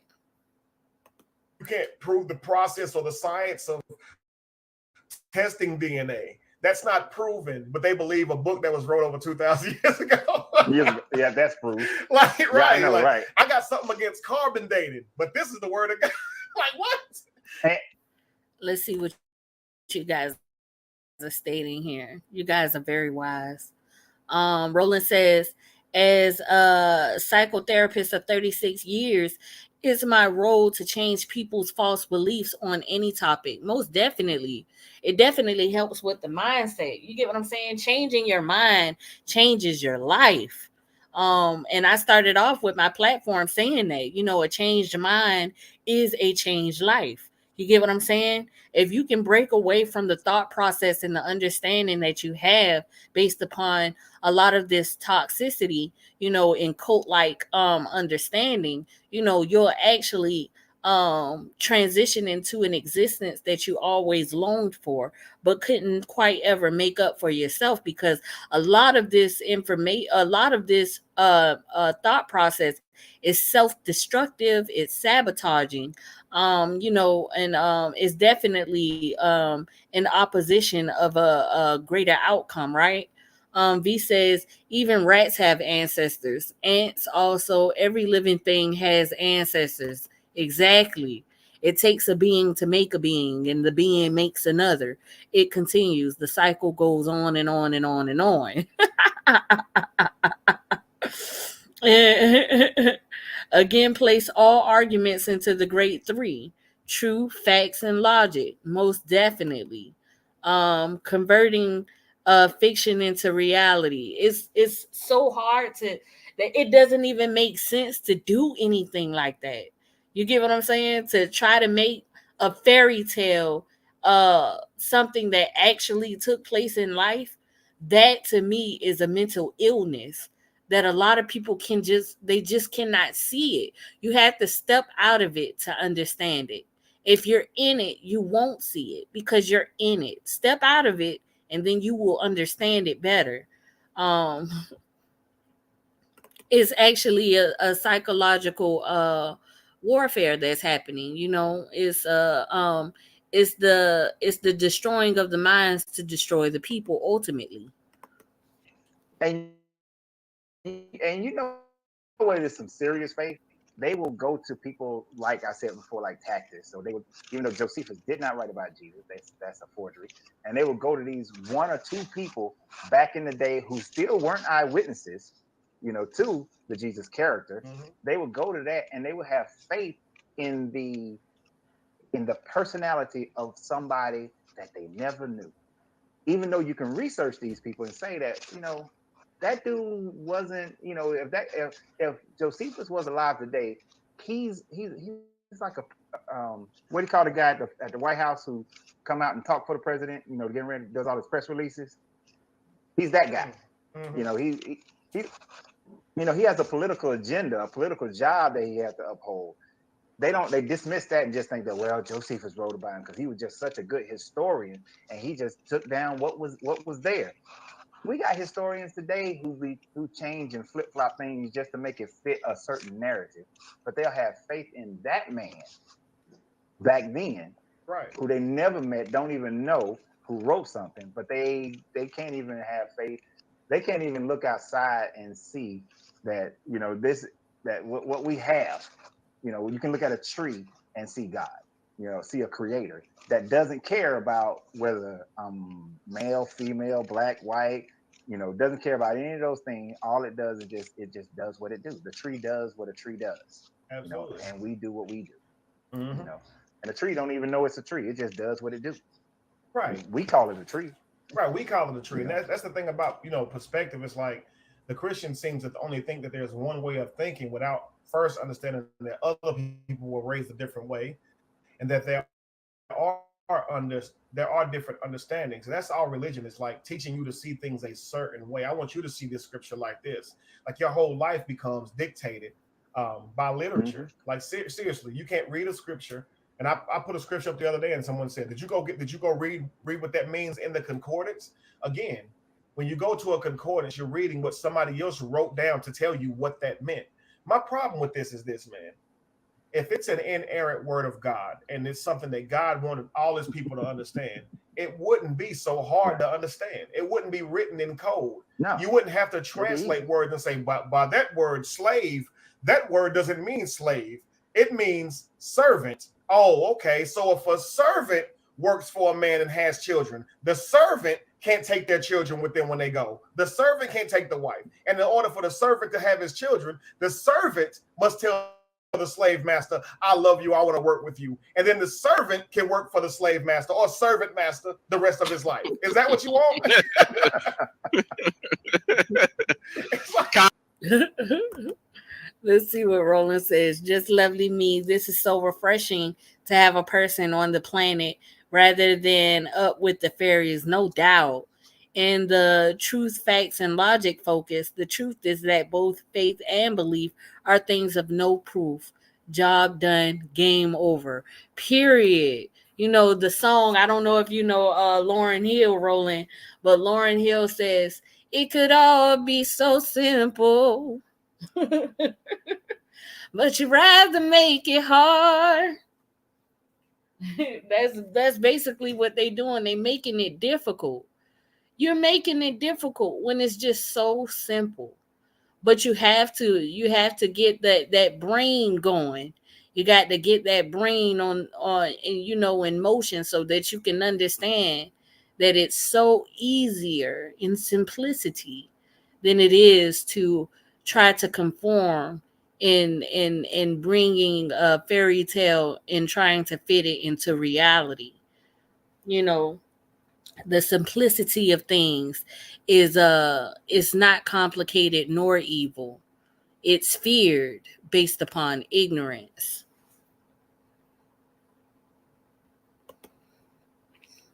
But y'all, we gonna do a part two. I mean a part three. Y'all, I love listening to Kevin Wesley. We can, I mean, and he has videos on videos on videos. If you're not sure of his channel, type in Kevin Wesley, Kevin Wesley, Wesley, or is it Wesely? Wesley. I'm telling you, he has major platforms. He speaks of truth and knowledge. We're definitely gonna keep looking into the information that he teaches. Amazing spirit. He's a pure soul. He has a beautiful family. I stand in defense for Kevin Wesley, and not only do I stand in defense for Kevin Wesley, I also stand in agreement with his enlightenment. Um, Overcome the fear of building one's own character. That's right. Build your own character. We're gonna end this off with the song that I started. And V, I did this song because we talked about it earlier, and I love this song. I absolutely love this song because it's so peaceful. And it just makes I love music that makes it easier. People just got to realize how easy it is. But we're going to end it off with this song. I'm going to say peace and blessings to everyone, and I will see everyone when we rise.